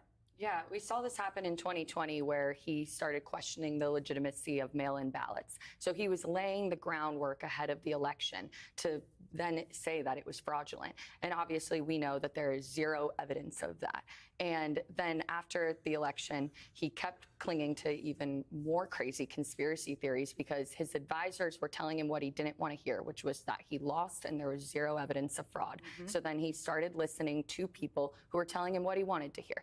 And as George noted, I am concerned about how he is going to be more desperate heading into 2024 to ensure that he wins, because I've long said he is not running to make America great again. He is running to stay out of prison. And so if he doesn't win this election, then he's scared of what will happen as a result. And I think we're not talking about enough the things that his campaign is saying, too. Mm-hmm. Even one of his top campaign advisors, Chris LaCivita, recently said that the election will not be decided on Election Day. It will be on Inauguration Day, and when Donald Trump swears his oath with his hand on the Bible. And a recent Rolling Stone investigation showed that there are 70 pro-Trump election deniers who will be playing a role as election officials in key battleground states across the country. That is terrifying, because even if there is evidence or no evidence of fraud or anything to suggest that Trump won and Kamala wins in 2020, then these people will be pushing the things that he wants, and that is their backup plan. So right now, their plan is to gin up the base, get them excited, and increase turnout, because it doesn't seem at all like they're trying to appeal to swing voters, because when you're talking about crowd sizes and racial identity and attacking Kamala Harris for that's not a winning message. So their backup plan, though, is to default on claiming that this election was stolen or rigged, as they did in 2020, but it's going to be even more extreme in 2024. Those are such good reminders, everything you listed. I want to play, so George, I want to play a portion of an ad that your PAC, Anti-Psychopath PAC, your name, not mine, is putting out on cable starting tomorrow, because it's really interesting. People should see it. Not enough people want to go to his rallies anymore. they want to go to Kamala Harris's rallies.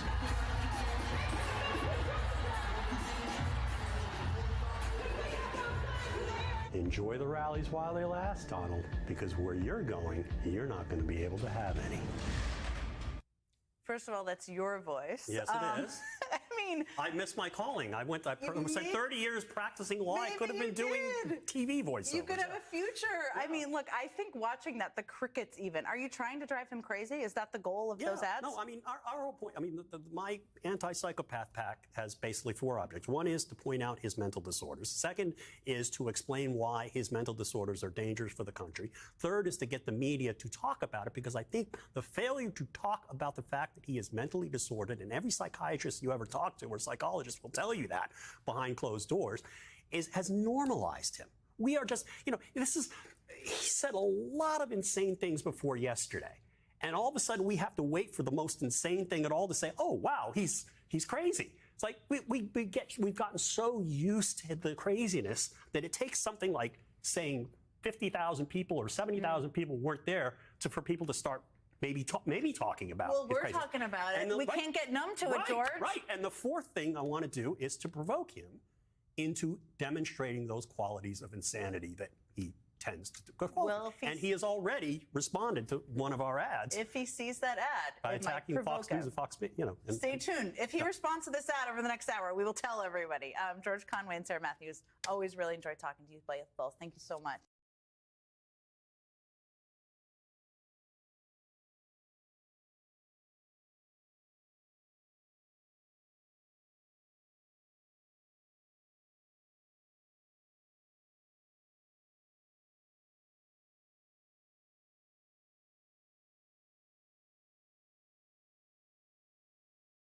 Good evening from New York. I'm Chris Hayes. Well, the Republican Party is stuck with Donald Trump.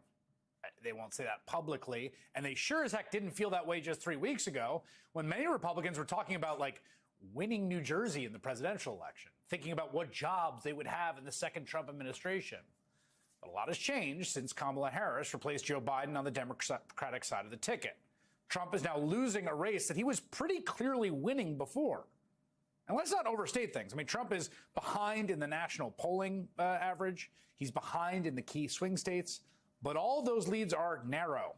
The race is still, because of the nature of American politics, close. And as we have just seen in the last 3 weeks, boy, things can change radically very quickly, can't they? But, I was thinking today, one of the themes of Nikki Haley's short-lived presidential campaign still rings kind of prescient. It was this.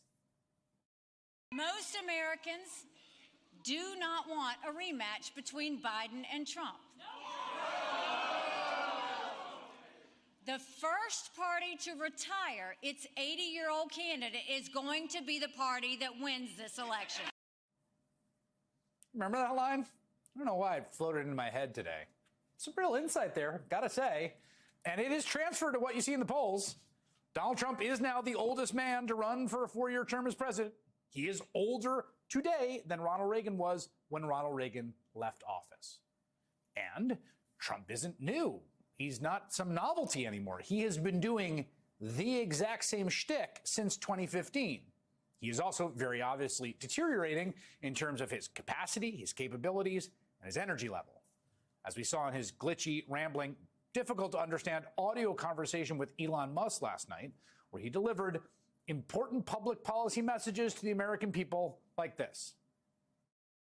Kamala wouldn't have this conversation. She can't because she's not smart. She's not a smart person, by the way. She can't have this conversation. And Biden, we don't even have to talk about it. I mean, he couldn't have this conversation. He would have given up on the first half of a question. He would have walked out. That appearance, if you want to call it that, was the culmination of a 3-week stretch in which Trump still attacked Biden, even kind of weirdly wrote this fanfic about him coming back to the race. He's not running against him, just for the record. He also, over the weekend, spread this downright ludicrous and comical, at some level, conspiracy theory, falsely claiming the Harris campaign crowd sizes, which everyone saw with their own eyes, including the people who were there, had been completely fabricated using AI. He suggested that Kamala Harris only became a black person recently, which is a racist lie, but also weird, the product of a brain that's been scrambled like eggs. Donald Trump is the same guy he's always been, and yet Republicans, I mean, God bless them, still think he's capable of being someone else entirely. Now, I have to say, it's 2024, been doing this for a little bit. I have personally covered hundreds of new tone for Donald Trump news cycles over all these years. Most recently, we heard it after he survived a genuinely terrifying close call assassination attempt in Pennsylvania, and in the lead up to the RNC. We heard that he changed, he'd mellowed, he was all about unity. As one convention delegate told reporters, the real estate salesman, I think, is a different person. It's a good thing. Humility goes a long way in politics and attracts far more people. I think he's seeing God. Does that sound familiar? Haven't we been hearing this stuff for the better part of a decade? He became president of the United States in that moment, period. He did something tonight that you cannot take away from him. He became president of the United States. You saw that humanity, you saw that unity on display. I think you're going to see a lot of reporters talking about the moment President Trump became presidential once again. It seems like with every serious address he does, we saw it with his first address to Congress last year, it's about how he acted. 7 years. We've been doing this for 7 years. At this point, it's like Wile E. Coyote and Roadrunner. There's not a lot of narrative suspense about what's going to happen. Yet if you listen to what Republican insiders are still telling reporters, they want Trump to do a pivot. They want him to be more disciplined. They want him to be more presidential. And this time, it will be for real. You've got to make this race not on personalities. Stop questioning the size of her crowds and start questioning her position when it comes to what did she do as Attorney General on crime. Don't wander off. Don't call her stupid and all kinds of names. Stay on message. The winning formula for President Trump is very plain to see. It's fewer insults, more insights, and that policy contrast. We can help our candidates at every level by speaking the truth to them respectfully. I have some familiarity with that. I did it for 4 years. I almost got hanged for it, but I did keep it respectful. Mike Pence, of all people, should know you can't change Donald Trump. Yet people keep falling into the same old trap. Even the people who joined the Trump 2024 bandwagon at its peak, the people who bought the stock at its highest right after the convention. Some of them showed up to a Trump fundraiser earlier this month on Long Island, including billionaire hedge funders like Bill Ackman. According to the New York Times, at the dinner that evening, Harrison Lefrak, the scion of a New York real estate family whose father is an old friend of Mr. Trump's, asked how Mr. Trump planned to take the narrative back from Democrats, what his positive vision for the country would be. It appeared to be a request for reassurance. Mr. Trump provided none. Instead, he criticized Ms. Harris on a range of fronts before adding, "I am who I am." Say this for the guy, he has more self-awareness, more awareness about himself than a shocking number of people in Republican politics. He won't change. And you know who else understands this? The voters do. Like the ones in this focus group held after Trump's first joint address to Congress and the nation as president back in 2017. That was the one that pundits called so presidential. That is no way the real Donald Trump. No way. Real Donald Trump will surface in probably less than 2 hours. Let's focus on tonight. I think this is the Donald Trump needs to be, and the next thing he needs to do is delete his Twitter feed. Absolutely. How many of you don't like what he does on Twitter? Raise your hands. How many of you voted for him and don't like what he does on Twitter? Do you even have Twitter if you voted for him? Do you have Twitter? Because that's where you're going to see your real president. If you don't have Twitter, you cannot defend Donald Trump. Probably worth mentioning here that in advance of last night's Twitter show with Musk, Donald Trump got back to posting on the site. That's the platform that he was kicked off on for inciting a deadly insurrection at the U.S. Capitol and attempting to end the American democratic experiment. Meanwhile, the Democrats, well, they got something new. They have an open horizon in front of them as they enter a convention united with a popular, energetic ticket, a messaging opportunity we have not seen in our lifetimes. The Republicans, they got the same horse they've been riding since 2015. Jamel Bowie is an opinion columnist for the New York Times. His column today is titled, "What the Republican Party Might Look Like If Trump Loses." Don Favreau is a former head speechwriter for President Obama. He's a co-founder of Crooked Media, where he co-hosts the podcast Pod Save America, and they both join me now. Jamel, there was a lot in that Times piece. The Hamptons, the scene at the Hamptons fundraiser with the rich folks being like, so what's the positive message here? and him being like, what are you talking about? I am who I am. I just thought, I don't know if like people are willfully blind to this or they're lying to themselves or lying to other reporters. But like, as you write in your column, he is who he is. We all know who he is. Yeah, it's really bizarre to see people just consistently refuse to take Trump as he presents himself. I honestly find it so troubling almost that these ostensibly intelligent people would be like surprised by the fact that Trump doesn't have any secret plan to get positive. It's almost as if they are doing the exact same thing that I think a lot of voters did in 2016, which is assume that because Trump is rich and because he's on television and because people listen to him, therefore there must be something else there, when there just really isn't. John, this was, we found this, he was at a rally, I think, in Pennsylvania on July 31st, which again, like, I don't think of him as a particularly self-aware person, but he can weirdly be sort of self-aware. And I think actually to the degree that he does have some genuine political talent, which he certainly does, it partly grows out of this strange self-referential. But this is what he had to say at a rally when he was telling people back then, like, I'm not doing the unity shtick. Take a listen. You know, when I got hit, everybody thought I was going to be a nice guy. And they thought I changed. Remember, just before the Republican convention? They all said, Trump is going to be a nice man now. He came close to death. And I really agreed with that for about 8 hours or so. And then I realized they were trying to put me in prison for doing absolutely nothing wrong. I mean, it's totally perfect. I mean, he's true to who he is, right? He is angry. He is filled with grievance. I also think that he believes that an angry Trump is more effective and more true to his message than a nicer Trump who wants unity, because what he's trying to tell people is that the system is all screwed up, our institutions are broken, the country's a horrible place, and you need to be angry about that, and you need someone who's angry who's going to take the system down. So I think that he's always running in a Republican primary. That's his whole shtick, right? Like, he doesn't know how to reach out to moderate voters. He doesn't know how to reach out to the middle. He has won. He won in 2016 because he barely got the Republican Party, unified, and he got turnout up a little bit, and then he kept it close in 2020.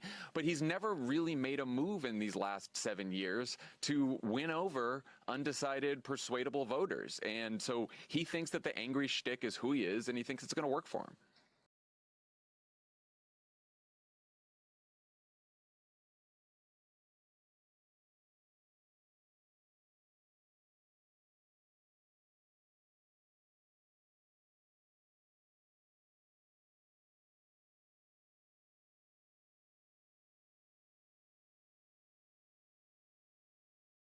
Jonathan Lemire officially deciding he's going to hang his American flag upside down. No, because the Red he's Sox not. lost last night. I did text that to you. It was actually a neighbor. No. that you have raised. You're not. That you're doing it for what? Yeah, there are pictures taken. Yes, we will get to it later this morning. But the Supreme Court Justice Samuel Alito, American flag at his home hung upside down, signal of distress, done in the days after January 6th. It was a symbol of the Stop the Steal movement. It was hung at the Justice's house. He blames his wife. Willie, blaming the wife thing for people in public eye in trouble, that's going around. Don't ever do that. I'm scared of you. I would never do that. But Willie, this circles back to these people, and I will say these people, these Trumpers, who have spent their entire life attacking people for being insufficiently patriotic, and then they lose. And they just hate America. They hate America. They're constantly going around saying how weak we are. They hate our military. They say how weak our military is when it's the strongest in the world. They hate our economy. They claim the president of the United States is a socialist. The Dow yesterday made all of these people a lot richer, breaking 40,000 for the first time, despite Donald Trump's lies that it would collapse if Joe Biden was president of the United States. They hate this country. They attack this country. The only time they love it is when their person is in office. And I just got to say, and we've got a lot of legal, brilliant minds around this table. Yeah. So they can speak to this later if they want to. I will tell you, growing up, one of my friends' fathers was a federal judge. I had no idea until I got older whether he was Republican or Democrat. And that was the case in Northwest Florida, a very conservative place. The federal judges kept themselves beyond reproach. They never talked politics, ever, in the privacy of their homes. If you ask them opinion, they would just say, not my job, right? I'm a judge. They actually took their oath seriously. And for a Supreme Court justice, and I will say my opinion only, but the guy most likely to have had something to do with the leaking of the Dobbs decision. Leaking it to the Wall Street Journal, or somebody connected to him leaking it to the Wall Street Journal because he wanted to keep Brett Kavanaugh and Amy Coney Barrett frozen in place. I think history will show that. But that aside, for a guy who is a Supreme Court justice that let that happen at his own home in one of the most fraught times in American history since the Civil War, it's just sad. And it shows how little respect he has for the institution. It shows how little respect he has for the law. It really does. It's disgusting. It's just disgusting. Willie. And by the way, we can't overstate the timing of this, which is January 17th, 2021. Think about where we were as a country, still completely shaken by what had happened on January 6th. And a sitting Supreme Court justice has a flag flying upside down at his home that is a symbol of solidarity, as John said, with the Stop the Steal movement. We should explain a little bit here. The New York Times is reporting that a photo of an American flag outside the home of Supreme Court Justice Samuel Alito has now been made public. The flag flown upside down.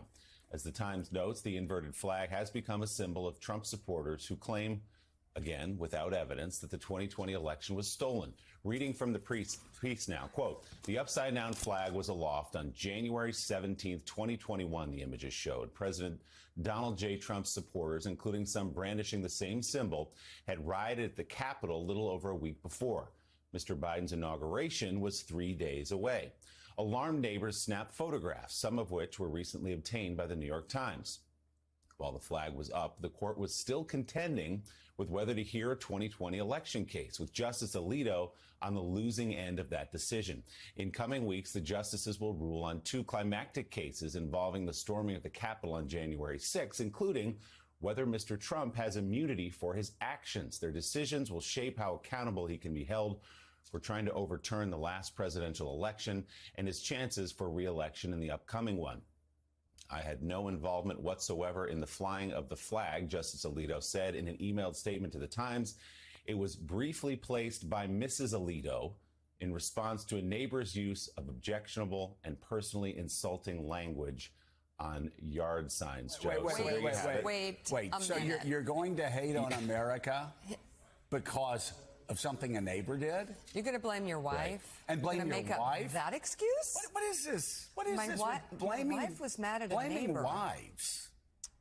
Anybody care to jump in here? But I want to know what person, let alone woman, wife, would do that in response to a problem with a neighbor. Eugene, a neighbor upsets me. Comes out, makes fun of me because the Rays beat the Red Sox last night, and the Red Sox really suck. Okay. And so I'm mad. Okay. I'm not going to hang my flag upside down. None of this. This is as dumb as what I heard about the Dobbs leak. Okay. Nobody believes him. No, nobody believes him, and there's no reason to believe him. And he says briefly, that Time story had neighbors suggesting that briefly meant for a period of days. This flag was flying upside down at Justice Alito's house, and the idea that a yard sign that says something rude, apparently it said something rude about President Trump, is enough for a a Supreme Court justice who was supposed to be non-political, was supposed to be, less political than Caesar's wife, would do this, and I'll just say do this, not allow his wife to go out and run up the flagpole, but would do this, and now, of course, as Alito always does, try to sort of brazen his way through it. I mean, I'll just say it. I have thought for a long time that Alito is the worst justice. He is one of the worst justices that we have seen on the Supreme Court since the days of, Roger Taney and the other justices that enabled decades of Jim Crow. I mean, he's his opinions have always struck me as intellectually dishonest, clearly tailored to come out to a predetermined result. He's, and now this, it's just stunning to me, stunning. And it's not just that it was a few days after January 6th. While that flag was flying upside down, the court was still contending as to whether or not to hear a 2020 election case. And let's also remember, of course, Ginny Thomas, the wife of Clarence Thomas, part of the same Stop the Steal movement. So now you have two justices potentially compromised on this issue as we head into another election that could very well end up before the court again. Right, and Chuck, I really, ideology is irrelevant. Again, I've known progressive federal judges. I've known very conservative federal judges. They hold themselves beyond reproach. This is really, again, for the time, it's just unbelievable. So something you said earlier, Joe, really resonated with me. You grew up in the Florida Panhandle, and a friend's father was a federal judge. Right. And you had no idea, none, what his politics were. So I spent my professional life in federal court around federal judges. I have never seen or heard anything that would suggest to me that ideology played a role in their decisions. Some of the judges were great, some were good, some were mediocre. So they got some stuff right, they got some stuff wrong, but I've never seen politics infect their work. And by the way, I can extend that a little bit further. It was true of the federal prosecutors with whom I worked. We never had a political discussion in 2 decades in our office. Ever. Same with the federal agents. Chuck, I want you to underline that fact, because people have to understand that despite what they see from, I will just say this, from Justice Thomas and Justice Alito, people take their oaths seriously. Conservatives, moderates, progressives, they see themselves as officers of the court, and damn it, they held this country together after January the 6th. And I have no doubt that among my colleagues were liberals, moderates, progressives, conservatives, all stripes. But we never discussed it. In fact, I remember once, Joe, walking through our office parking lot and seeing a bumper sticker on someone's car, which startled me because it was a political bumper sticker. I had never seen that ever before. It turned out that that particular federal prosecutor had borrowed his spouse's car because his was in the shop. And that was the only time I even saw a bumper sticker in our parking lot expressing a political view. It was so unusual that I noticed it. Yeah. With no less than the fate of our democracy at stake, the 9 justices of the United States Supreme Court hold in their hands the power to forever alter the trajectory of our country. How they rule on cases having to do with January 6th, the violent attempt to disrupt the peaceful transfer of presidential power, will echo for generations. So not only is it reasonable for us to expect those 9 human beings to go about their process impartially, it's also vital that they are seen and perceived as being impartial humans. The mere appearance of bias could strain our trust in an honest result for these cases, which is why today's news isn't just disturbing, it's scary.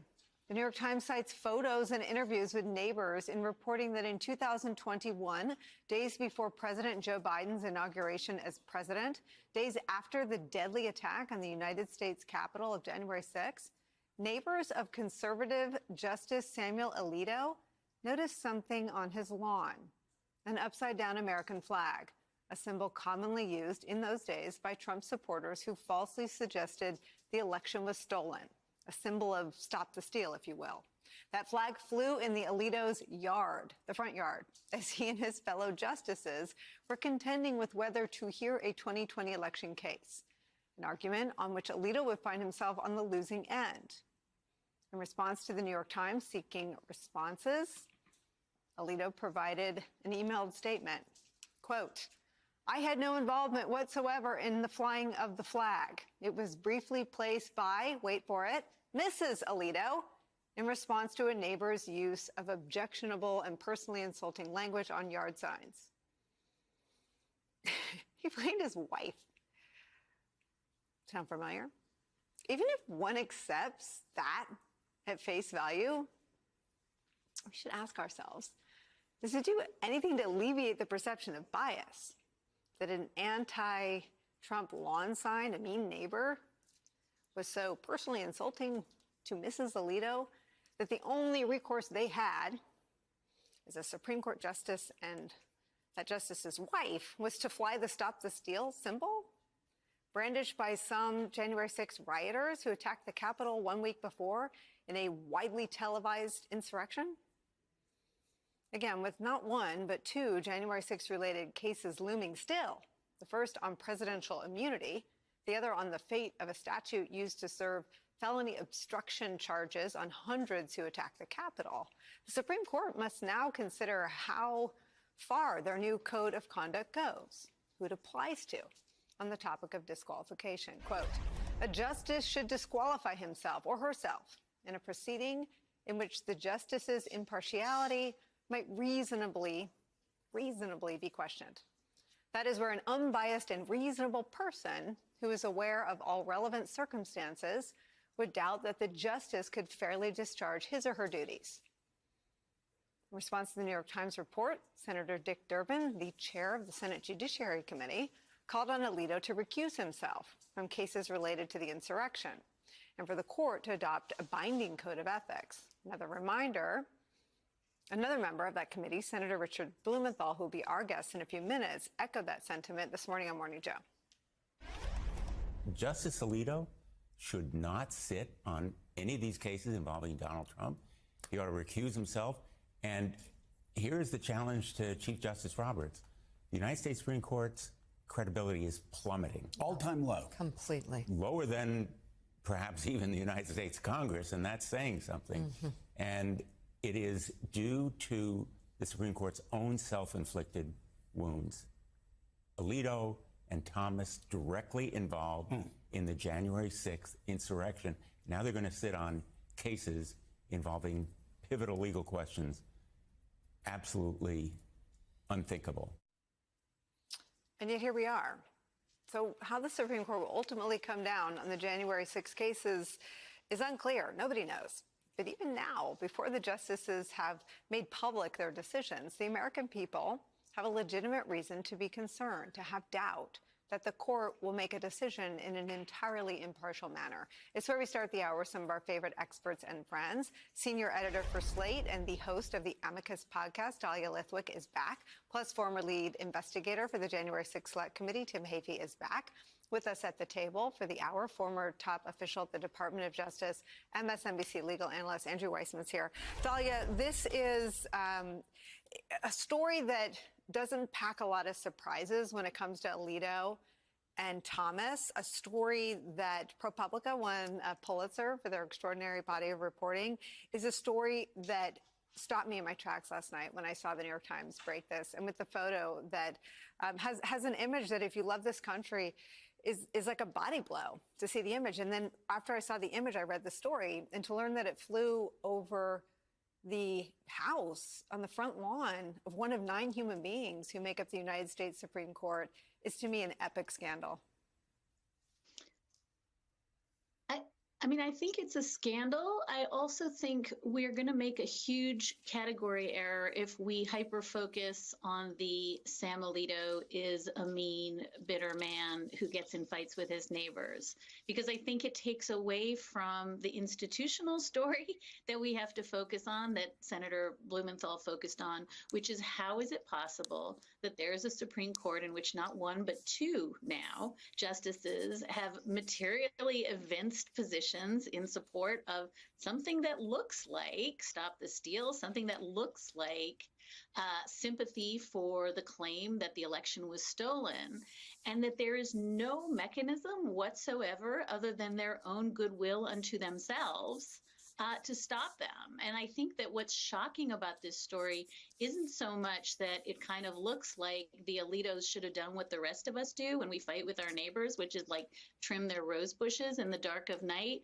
But that's not the story. The story is that yet again, we have two justices who are sitting on cases, one already decided, Anderson, the Colorado case, two pending, as you said. And the only mechanism that the public has is to be angry and upset. That just can't be the end of the story. Yeah, I mean, Andrew Weissman, that he's a bad neighbor is the least shocking part of the story, right? And that a fight with a neighbor, that your instinct is to side with the insurrectionists is the rot.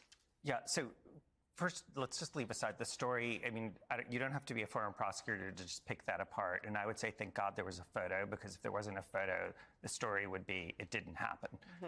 So I mean, there's a million ways that the cover story is absurd in the way that Mrs. Alito did it? Yeah, and it's just like the responses to the ProPublica stuff. I mean, the responses made you just think these are the people who are deciding to overturn Roe versus Wade. I want to go to Dahlia's point because I think it's absolutely the right one. If you want to connect the image that you saw, you don't have to look far. If you look at what Alito said in the immunity argument, the argument was, should a president be subject to the criminal laws? And it was unbelievable. Somebody who was a U.S. attorney who is now sitting in the Supreme Court of the United States took the position, we cannot trust DOJ. We cannot trust a grand jury of citizens. We cannot trust the criminal justice system, which, by the way, he oversees the constitutional limits on what the government can do. We can't trust that, and that's why a president should be immune. And you tie that now to what you're seeing. This is a direct line in terms of what he espoused in the oral argument to the image that you are seeing. This is not like, oh, his wife just happened to be doing something, because you can tie it to his rhetoric and what his position is in the court.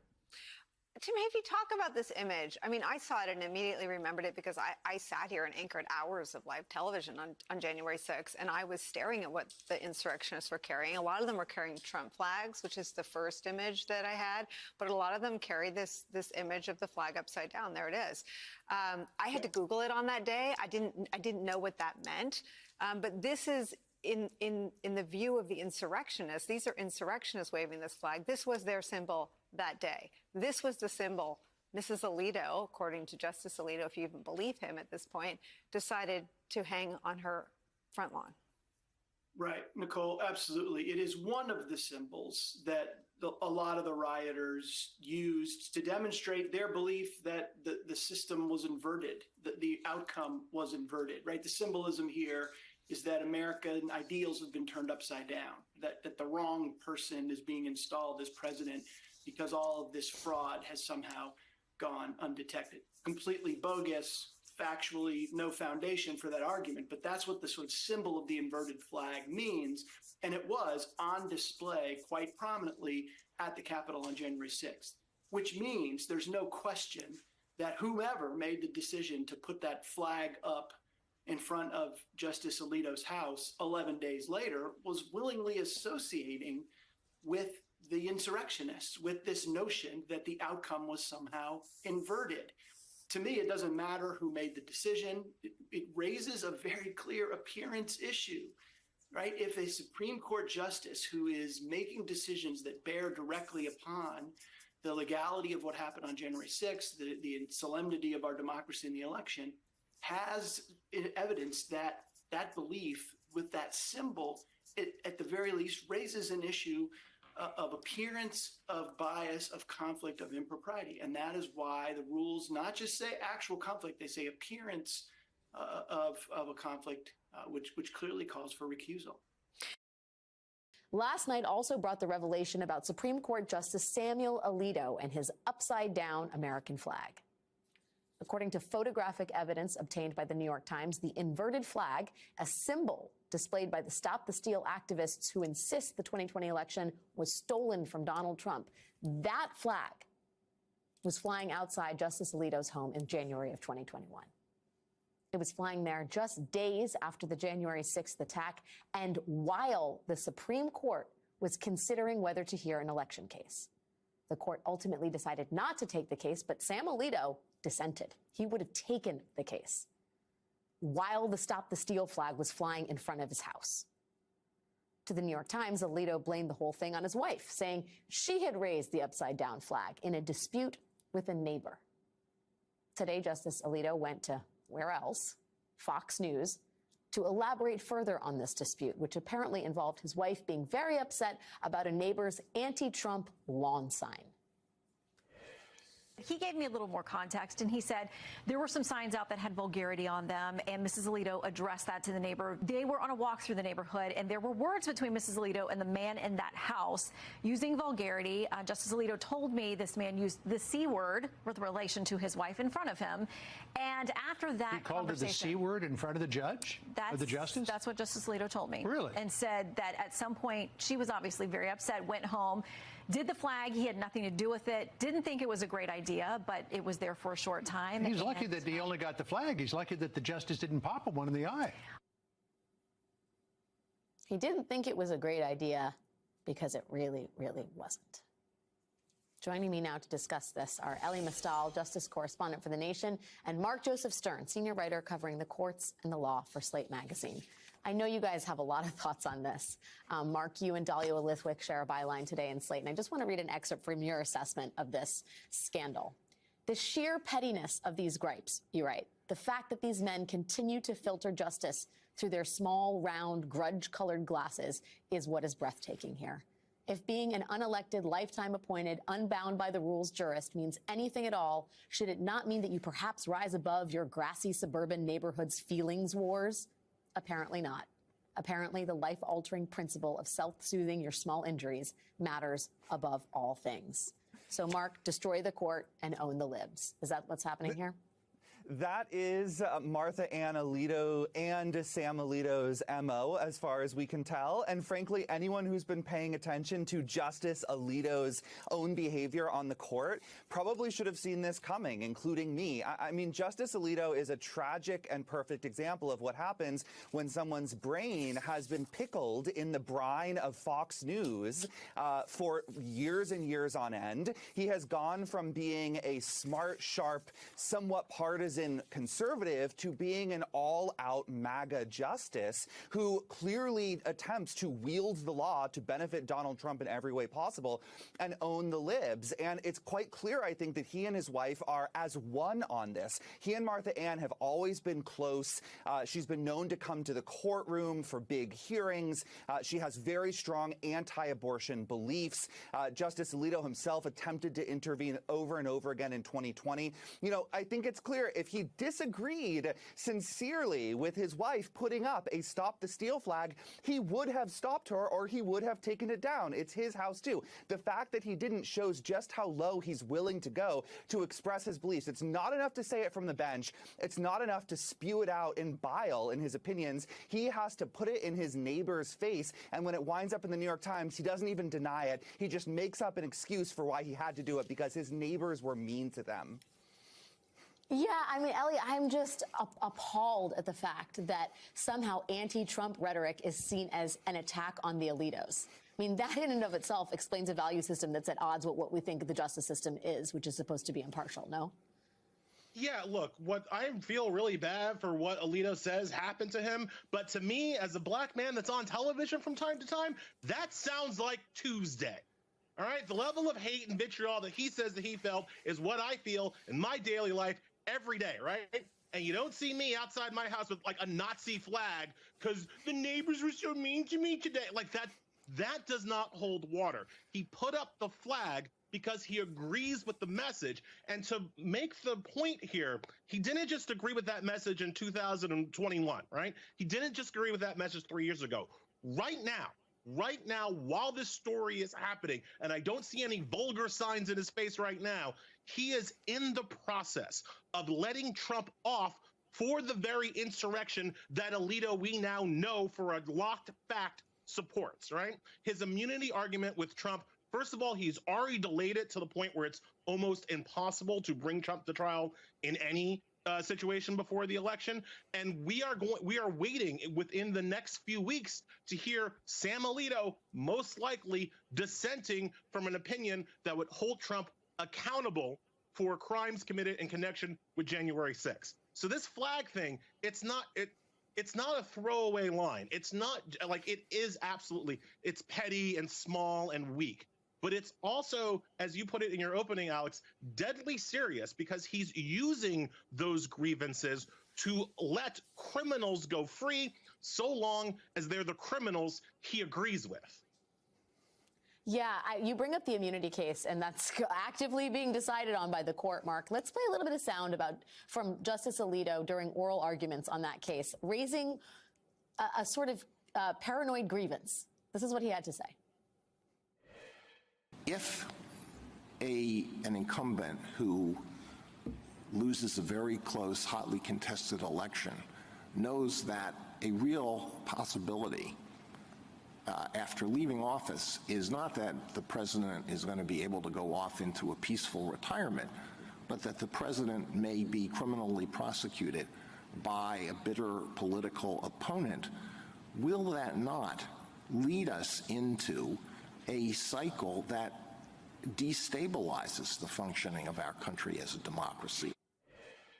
I mean, it just sheds new light on that logic, doesn't it, Mark? He's not worried about Trump acting with impunity and being able to assassinate political rivals. He's worried about Trump being held accountable if he, I don't know, engages in election subversion. Right. To Alito, the greatest threat to democracy is that the man who poses the single biggest peril to it might actually face a trial and a jury of his peers over it.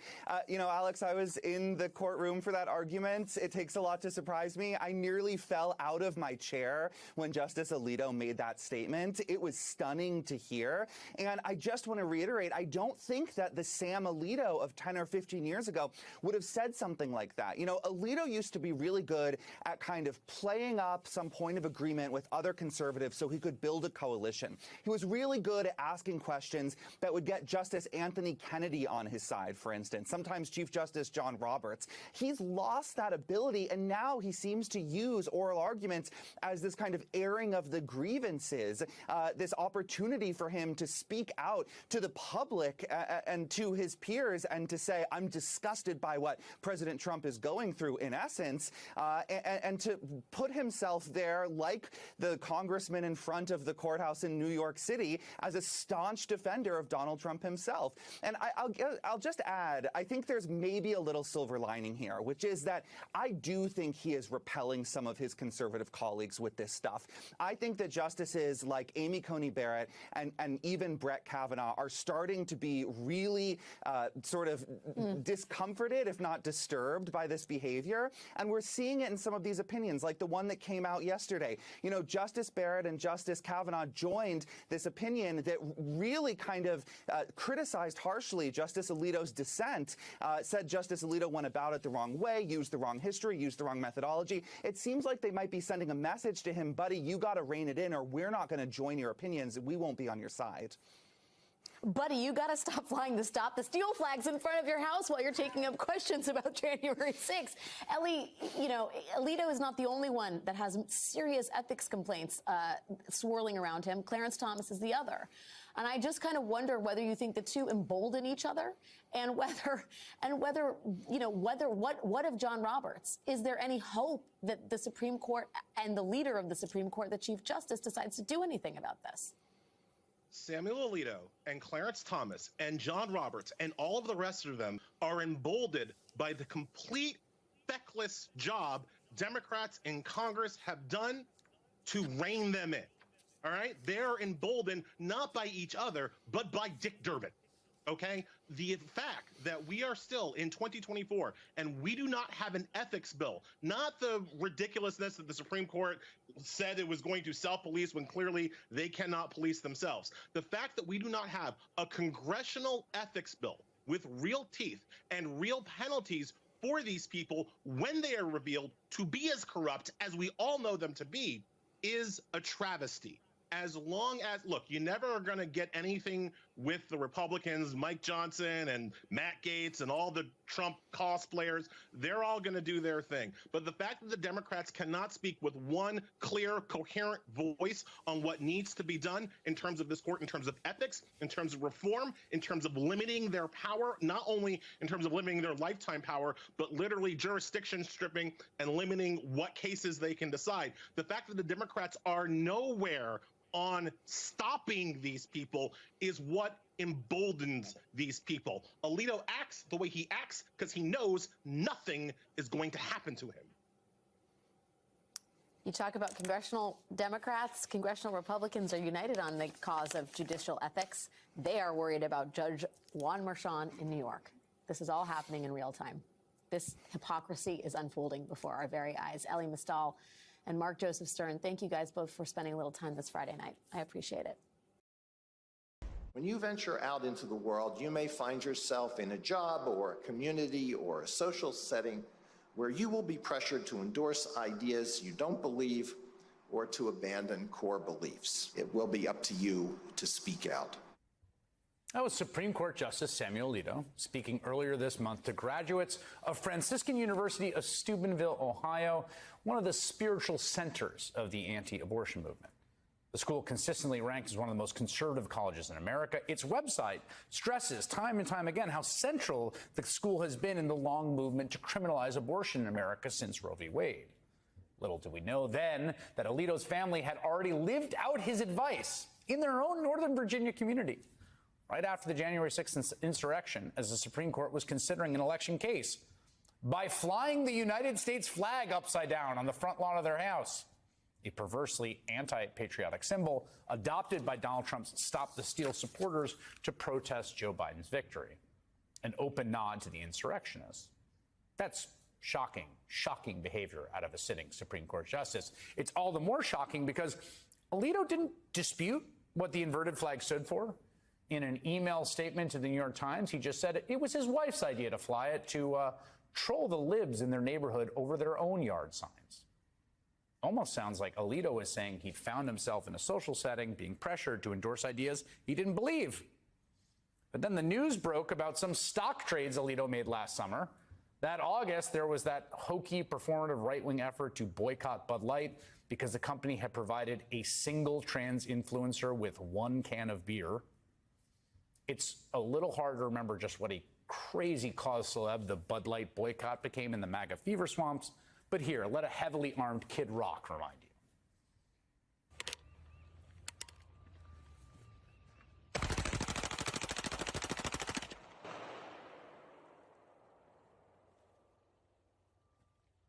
Bud Light and Anheuser-Busch.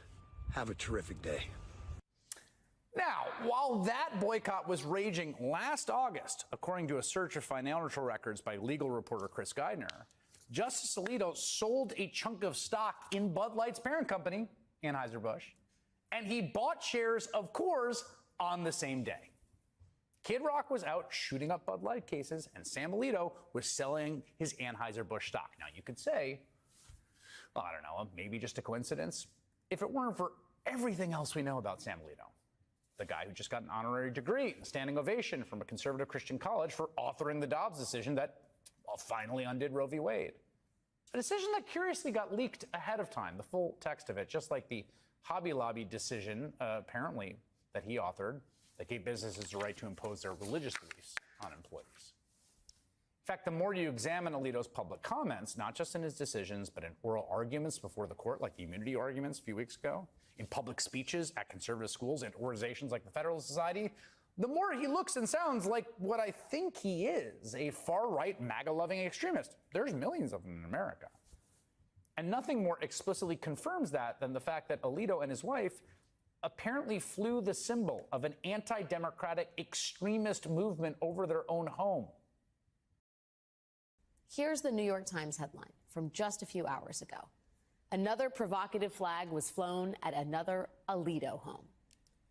Photographs obtained by the Times on 4 separate dates show that the Appeal to Heaven flag was flown over the New Jersey vacation home of Supreme Court Justice Samuel Alito in the summer of 2023. Michelle, what was your reaction when you saw this headline? I mean, on the one hand, completely predictable, right? Justice Alito is exactly the person that a lot of us fly one flag, thought he was. Fly another flag. Right. And he is, I mean, my colleague Jamel Bowie wrote this column about how he's a true believer, right? He's not a Fox News producer. He's a Fox News watcher. He's, you know, he has kind of very similar opinions, I think, to a lot of other crankish men in their 70s. He just happens to have lifetime unaccountable power over the Constitution of the United States and has been extremely contemptuous of any efforts to not just rein in that power, but to enact a code of ethics, you know, on the Supreme Court. It's worth pointing out that the Supreme Court just under, you know, pressure just adopted a code of ethics that said that justices should recuse themselves. I don't know if I'm going to get the language exactly right, but I think when it can be reasonably inferred, yes, that when there might be reasonable doubts about their impartiality, something to that effect. How can anyone reasonably believe that Justice Alito is remotely capable of being impartial on around a cause that he cannot resist, that he feels so strongly about, that he cannot restrain himself from, you know, flying banners over multiple properties? You know, Mark, Justice Alito's wife was blamed for the first flag incident. I thought it was very telling that the justice had nothing to say to the New York Times when asked for comment.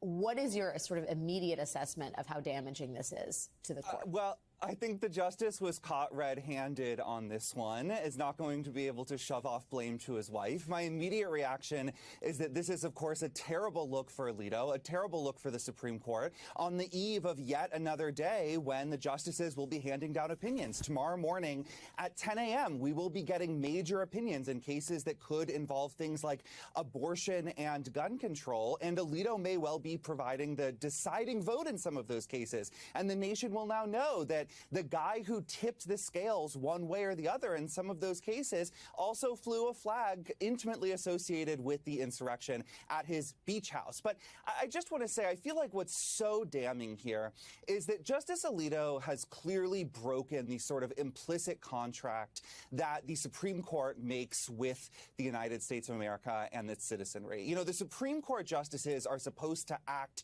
with dignity and honor and impartiality, not just because they derive their legitimacy from all of that, from their black robes, the simple black robes that show they're just normal judges dispensing justice, but because when they go badly awry, we can't do anything about it. We can't vote them out of office. We can't recall them. There's virtually nothing that the American people can do about a justice who's gone as lawless and rogue as Sam Alito evidently has. And so it almost sort of, it can be compared to the British monarchy. You know, the reason that it still exists in its current form is because Queen Elizabeth was able to preserve this image of integrity and decency for so long, and the public respected it. Alito is shattering those efforts by the rest of the Supreme Court, or some of the rest of the Supreme Court. It's not going to lead to a good place for them because, again, that really is the only place they derive their power from. They don't have an army to enforce their decisions. When they lose respect, they lose authority. Yeah, that's such a good point, Mark. I mean, it almost feels like he's doing it because he can, because he knows that there is no accountability. Right. It is owning the libs in the most spectacular fashion. Right. I mean, it's like, who's going to stop me? I mean, I noticed that two of the things that Mark said, he talked about the implicit bargain that the Supreme Court has with the United States, but with the American people. But part of Trumpism has always been to disregard all of those implicit bargains, right? All of those norms. It's always been, who's going to stop me? And so, Justice Alito clearly could care less about whether his exercise of power is seen as legitimate in the eyes of people who disagree with him. And I think that is where it ties in. Justice Alito is a Catholic. The New Apostolic Reformation is a kind of species of Pentecostalism. But in as much as they see a kind of right to rule for certain citizens with certain beliefs and a kind of, a lesser sort of citizenship for everyone else, I think it very much fits in with this. Who cares? It doesn't matter if you think I'm fair or just or my authority is well exercised. I have it, you don't. Yeah, not even trying to cloak it in some other sort of broader notion of jurisprudence. Mark, the assumption at this current hour is that not much can be done about this. We know that Chuck Schumer, I believe this was earlier today, before this New York Times story broke, suggested that he is discussing where to go from here with Senator Dick Durbin, who is the chair of the Senate Judiciary Committee. But practically speaking, I mean, all roads lead to John Roberts. If anything is meaningful is actually going to be done, or do you think Congress can enact something? And I say that with an eye roll. Not intentionally, but reflexively. Well, I know some House Democrats are saying if they take back a majority that they will hold hearings on this, they will investigate. I think that is a positive step for anyone who wants accountability here. I think it's very unfortunate when senators on the Democratic side say, well, we won't really be doing anything about this because we don't have any meaningful options. They'll ignore our subpoenas. They'll laugh in our faces. That only feeds into this arrogance that Justice Alito is riding high on right now. This sense, as Michelle noted, that he is above everything and that he's able to flaunt it. It's in our faces.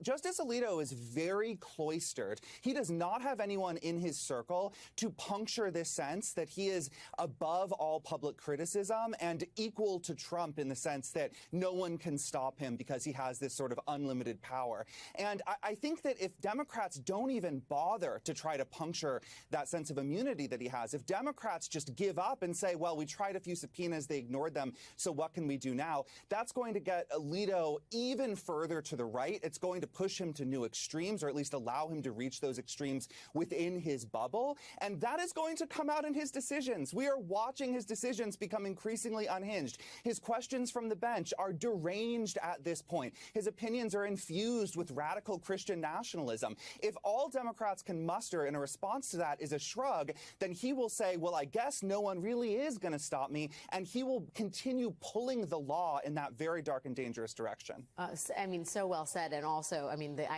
not the irony, the danger of a judge acting with impunity on the eve of potentially instilling in the next president, potentially Donald Trump, absolute immunity. I mean, the idea of a representative democracy appearing to dissolve before our very eyes. And, Mark brings up, and you bring up, the infusion of Christian nationalism.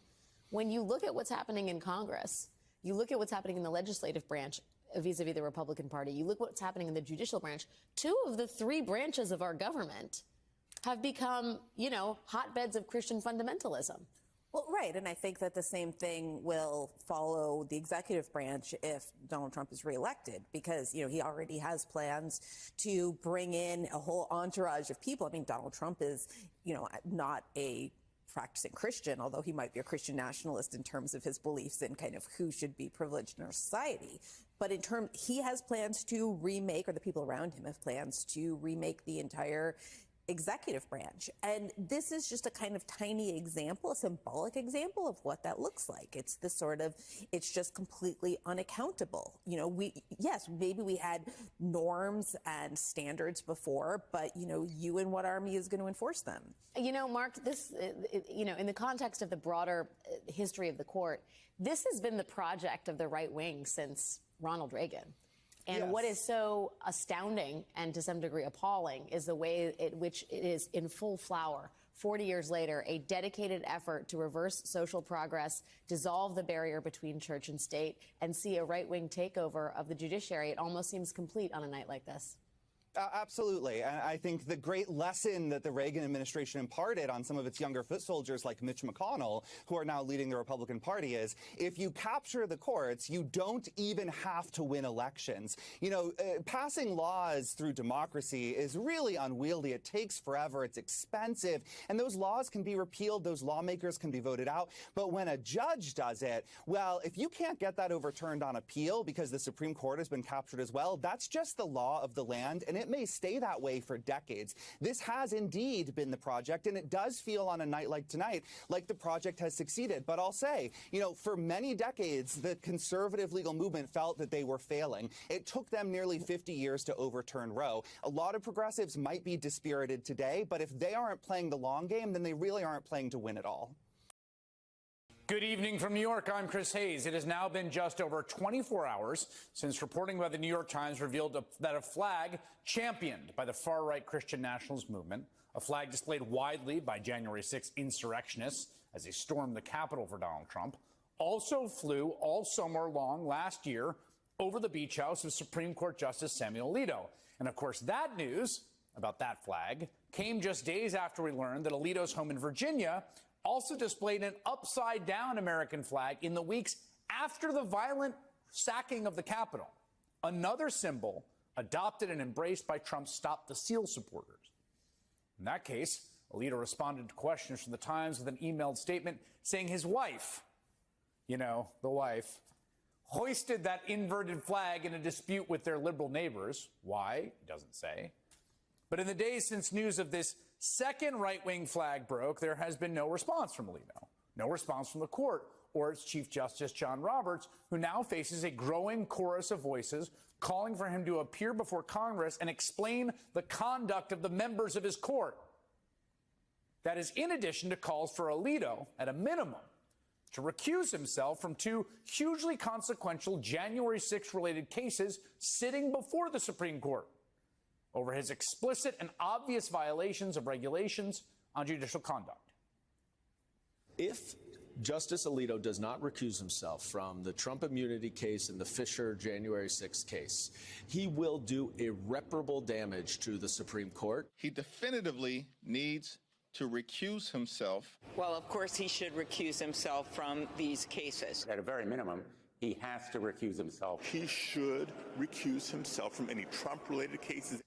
Now, all this is happening on a day when the Supreme Court was open for business, handing down decisions on cases it heard this spring.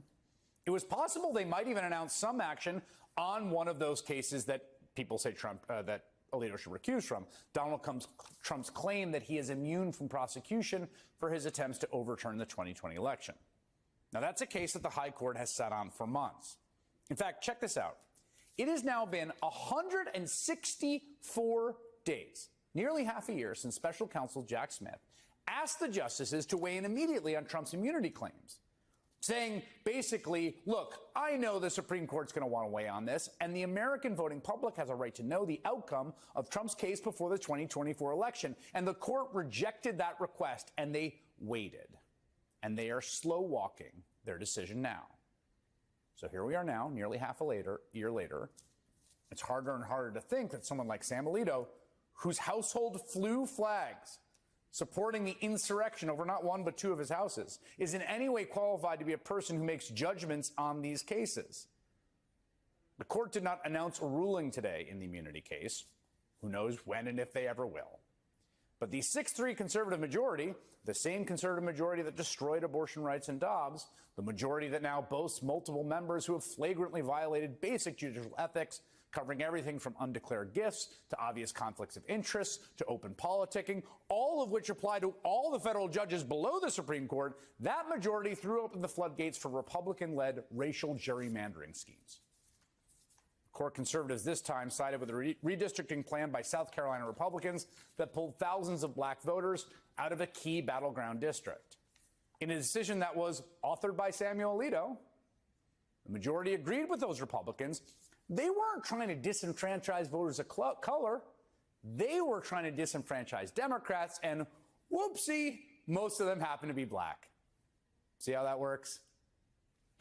It's a decision that will make it easier for Republicans to box out voters of color as long as they can argue their gerrymandering is based on political identity first and race second.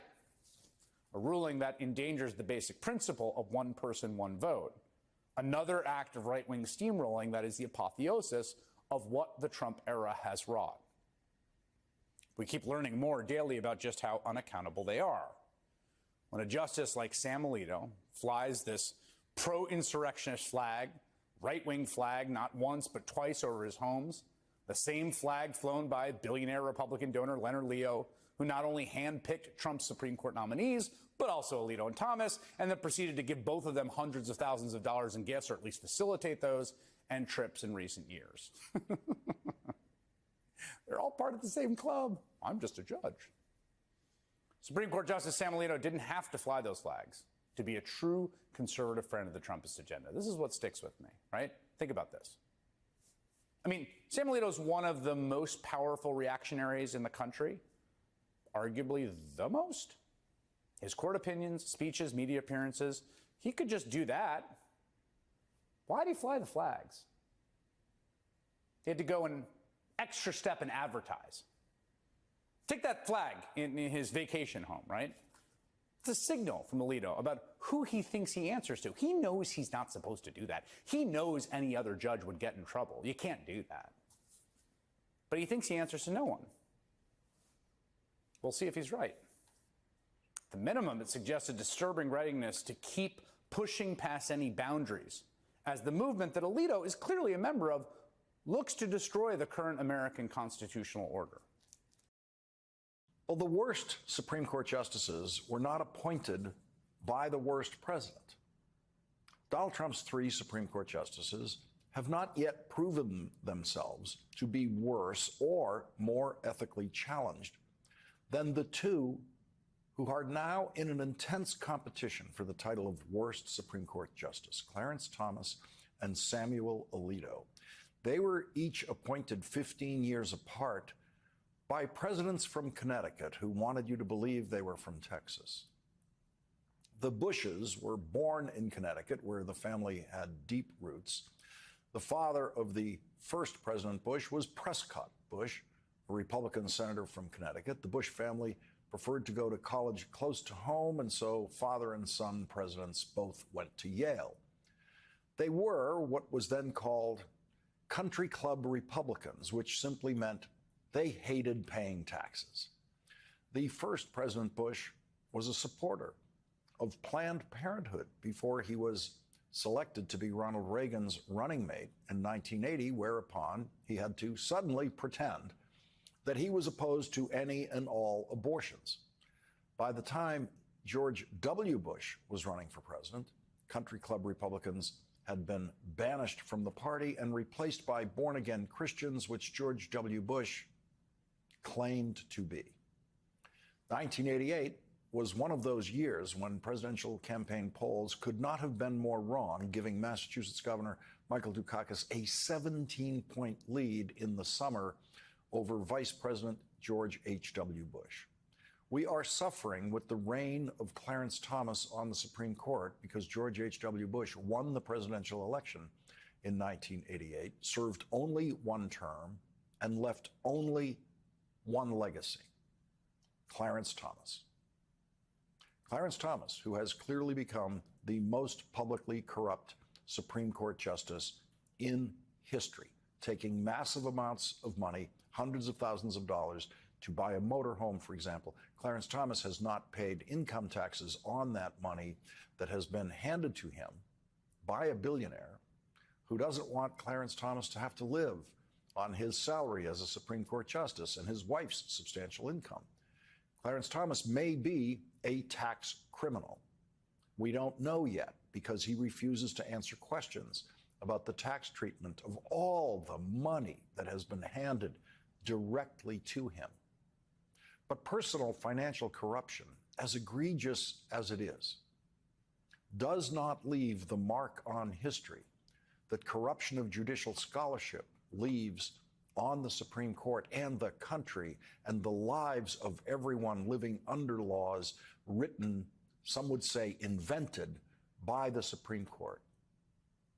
Which brings us to Samuel Alito, who was the product of a presidential election that was decided by the Republican majority on the Supreme Court. In the year 2000, when the Supreme Court decided to stop counting votes in Florida, their decision, they knew, gave the election to the Republican candidate George W. Bush over Vice President Al Gore. George W. Bush was the first candidate in history who did not get the most votes, but won the presidency. Al Gore got more votes than the person who won the Electoral College, or should I say, in this instance, was awarded the Electoral College by the Supreme Court in a 5-4 decision.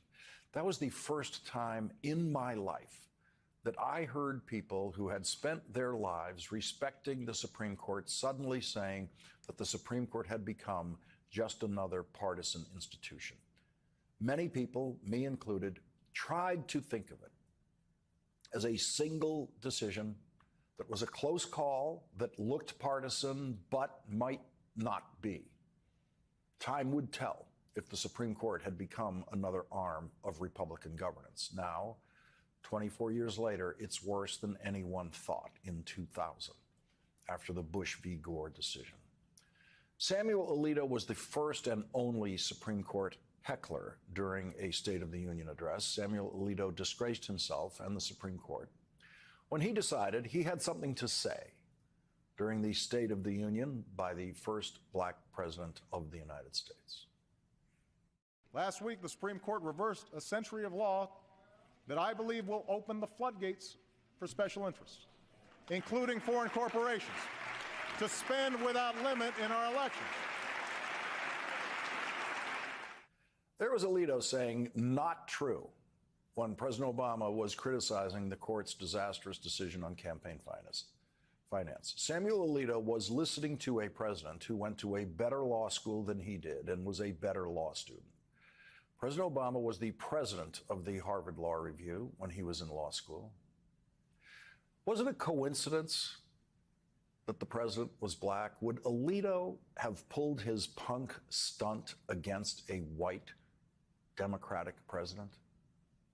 He hasn't done it again with Joe Biden, but then Samuel Alito hasn't shown up for a single State of the Union address since that time in 2010 when he decided to talk back to the President of the United States, when he decided to be the first and only Supreme Court justice to ever do that. The year before Samuel Alito did that, Republican House member Joe Wilson was the first heckler of a president in an address to a joint session of Congress. It was Congressman Wilson who famously yelled, "You lie," at President Obama. Congressman Wilson's voters in South Carolina, no doubt, loved that. And now heckling the president is something that Marjorie Taylor Greene and her friends think they're good at during State of the Union addresses. So think about that.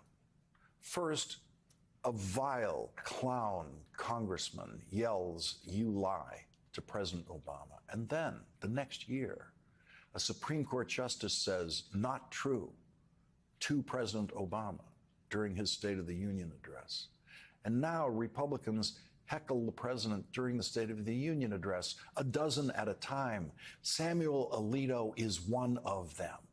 If he were a member of the House now, he'd be in the back benches with Marjorie Taylor Greene yelling at the president. He has given an explanation for why he was flying the American flag upside down that is obviously a lie. No sane person could believe it unless it is to be taken as an insanity defense by Justice Alito. When the New York Times reported that the Alito home had the American flag flying upside down after the January 6th attack on the Capitol, which happened right across the street from the Supreme Court, Justice Alito told this lie as his official explanation. "I had no involvement whatsoever in flying the flag. It was briefly placed by Mrs. Alito in response to a neighbor's use of objectionable and personally insulting language on yard signs." Justice Alito did not have the decency to come up with a story that had minimal logic in it. Like his Supreme Court opinions, Alito did not care how preposterous that defense was. So a Supreme Court justice wants you to believe that his wife saw something in a neighbor's yard that made her run out to the flagpole, pull down the American flag, turn it upside down, and run the American flag back up the flagpole upside down as some kind of nonverbal insult payback to her neighbor. I refuse to believe that about Mrs. Alito, and I refuse to believe a Supreme Court justice's attempt to blame this on his wife. 2 full days have passed now since the second flag was found at the second Alito home, the summer home in New Jersey. The second flag was one that was carried by the attackers of the Capitol on January 6th, just like the upside-down American flag was. This one is called an appeal to heaven flag. Justice Alito has not recused himself from 2 cases currently pending before the Supreme Court involving the attack on the Capitol on January 6th, including Donald Trump's possible complicity in that attack. He has, of course, an obligation to recuse himself because recusal is based on the appearance of bias, not the actual fact of bias. Appearance is enough. The fact doesn't have to be proved. It can simply be a reasonable suspicion of bias. Justice Alito's silence about the second flag only amplifies the suspicion every day. George W. Bush did this. Voters who didn't want the Supreme Court to take their rights away but decided there was no real difference between Al Gore and George W. Bush did this. Voters who did not show up to vote in 2000 because they didn't think anything was really at stake did this. We are living in the world created by the voters who, through neglect or their own choice, elected George W. Bush, and the voters who, through neglect or their own choice, elected Donald J. Trump.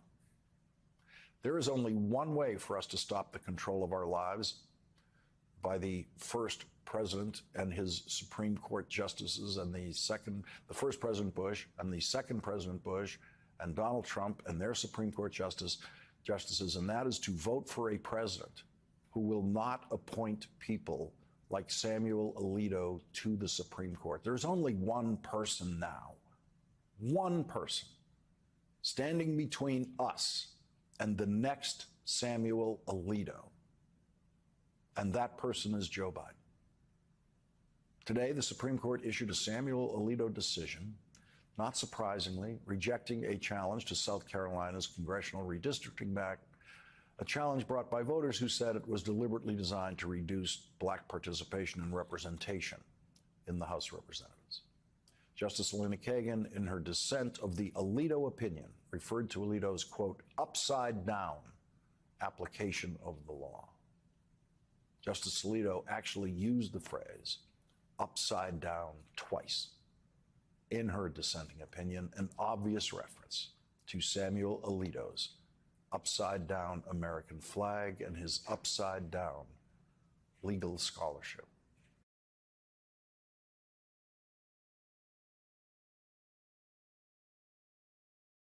In a move he probably sees as brazen, but critics may see as foolish and short-sighted, conservative Supreme Court Justice Samuel Alito today put himself over any and all concerns of his perceived lack of impartiality, informing lawmakers in 2 striking letters that he will not, I repeat, not recuse from cases involving the deadly January 6th insurrection. This despite calls to do so over the fact